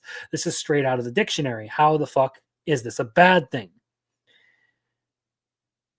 And of course, the response comes if pleasing the fans comes at the artist compromises the artist's vision, then it's extremely obvious why that would be a bad thing. If sexually objectifying characters is part of the artist's vision, then they're a bad artist. Now, to some extent, there's a point to be made here. I do think that if all your show exists for is just for boobage, then I do think that, or all your manga or whatever is just boobage, then you might as well just create softcore, okay? Like, I don't think like I genuinely think like ecchi as a genre is generally like kind of inferior to every other genre because of that. I have no qualms with fan service. I have no qualms with the more cultured stuff. As far as the good old times where there was no fan service, this is, by the way, this is a dude who writes very fan servicey light novels. He is saying this sarcastically. He is very much in the defense of fan service. Like that's the kind of stuff he writes. Oop.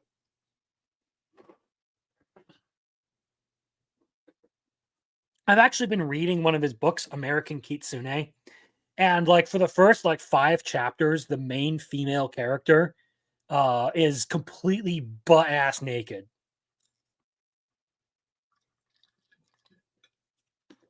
All right, 1 bottle of water down. I'm still hydrated, but there is a second bottle.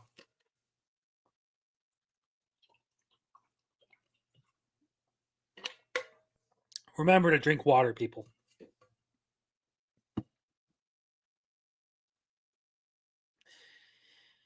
So, sexually objectifying a character being a part of an artist's vision, there's a very legitimate reason to have that in a series.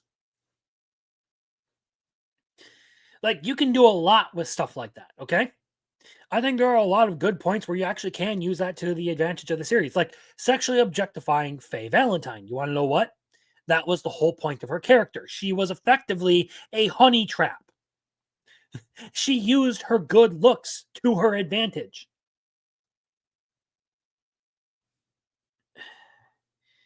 Saying just blankets, like dismissing anything that has some sort of objectifying element to it is makes you a bad artist is retarded. And now I have said that, like, as far as fan service goes, I would prefer it as a garnish rather than the main dish. That doesn't mean I absolutely hate fan service. I think there's a legitimate point of it in shows. I think some of the more blatant and egregious elements are, I don't know, they lack taste, they lack tact. And sometimes, like Tamaki with the Lucky Lecture lure, I feel like sometimes that's a pretty tactless display of fan service. But it isn't always like that. And a lot of fan service is pretty good. I don't really mind it. And all these people who want to like piss and moan about the sexual objectification of fictional characters, too bad, so sad. Okay, like let me play you a violin or a song on the world's smallest violin.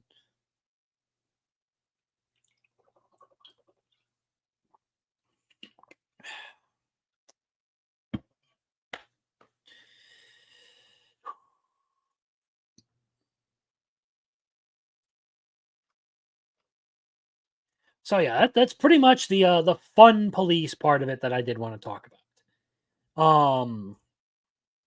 This is one of the big things about like anime that everyone starts freaking out. Just do that. Everyone starts freaking out when you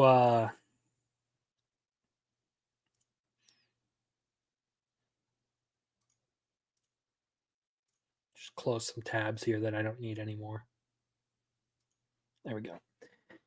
A lot of people will start freaking out unjustifiably and clutching their pearls over fan service and stuff because they're better than that.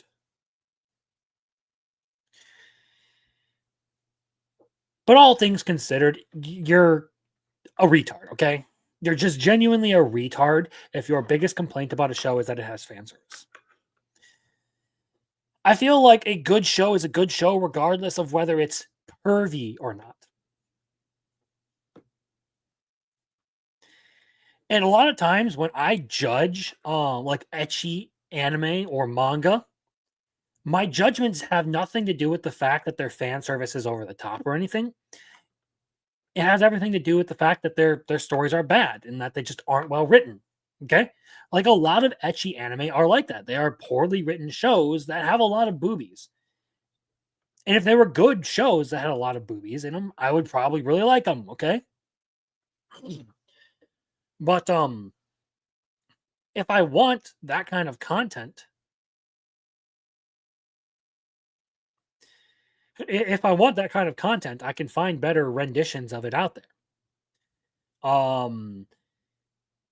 So a lot of times story and character development and animation are much more important to me than fan service. It's just that simple. That if that were the stance, that would be fine. Like I would have no issue with that. But effectively, the stance I see a lot of post-COVID weebs take is that all fan service is the devil and that it should not be allowed. Which is some serious bullshit, if you ask me.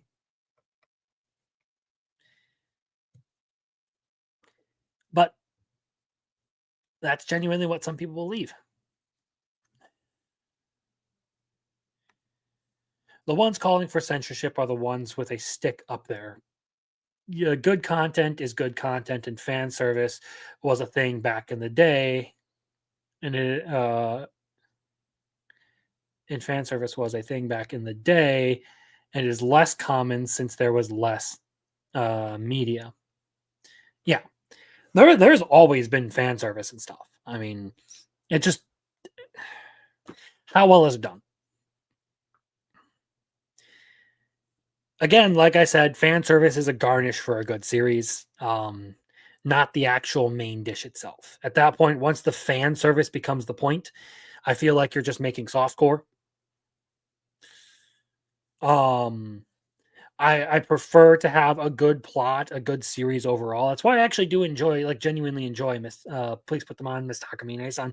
It's because I like the characters. I like what it's actually doing with it. Its fan service kind of has like a point within the series, and it's focused much more on its story than most ecchi manga and anime would be. But that's just my two thoughts on it. I think I'm going to wrap it here because as far as this goes, I've been talking for 2 hours. And I need to get up and actually do something because I haven't really moved much from this chair today, which is a shame to say, but I've been catching up and trying to make sure that I was all the way ready for this stream today. So to those of you who showed up and to who watched and to who donated, to who subbed and all of those things, I appreciate you. You're fantastic. Okay. So tomorrow we will be doing Oblivion Part 2 because, well, Sunday shenanigans. So look forward to that. More video content coming up this week. We'll be talking a lot more about some of the anime and stuff that we've been covering. If you lurked, thank you. I appreciate it. Either way, that you would give me some time and just listen to me. If you're watching this after this is aired, I still appreciate you. Overall, it's been a good night. And before I wrap up, when I got into junior high, I had a friend with an anime poster at his wall, and the girl's tits were practically falling into my face. So much fan service. So much for fan service being a new development. Exactly. It's always been a part of the medium. It's just people who are just now getting into it don't really understand. And to be fair, I was at that point one time in my journey as a weeb too. Okay.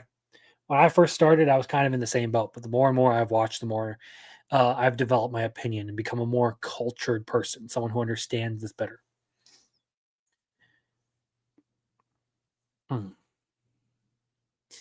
But it really, truly is time to wrap this up. So thanks everyone for tuning in. I appreciate it and all the talk we had about anime. I hope you'll check out some of the stuff later in the week. That said, we'll be right back here next week to talk about more anime, more news, and more things. Hopefully something good happens. Until then, until I see you again, have a good one. I really hope you all have a great week. Later.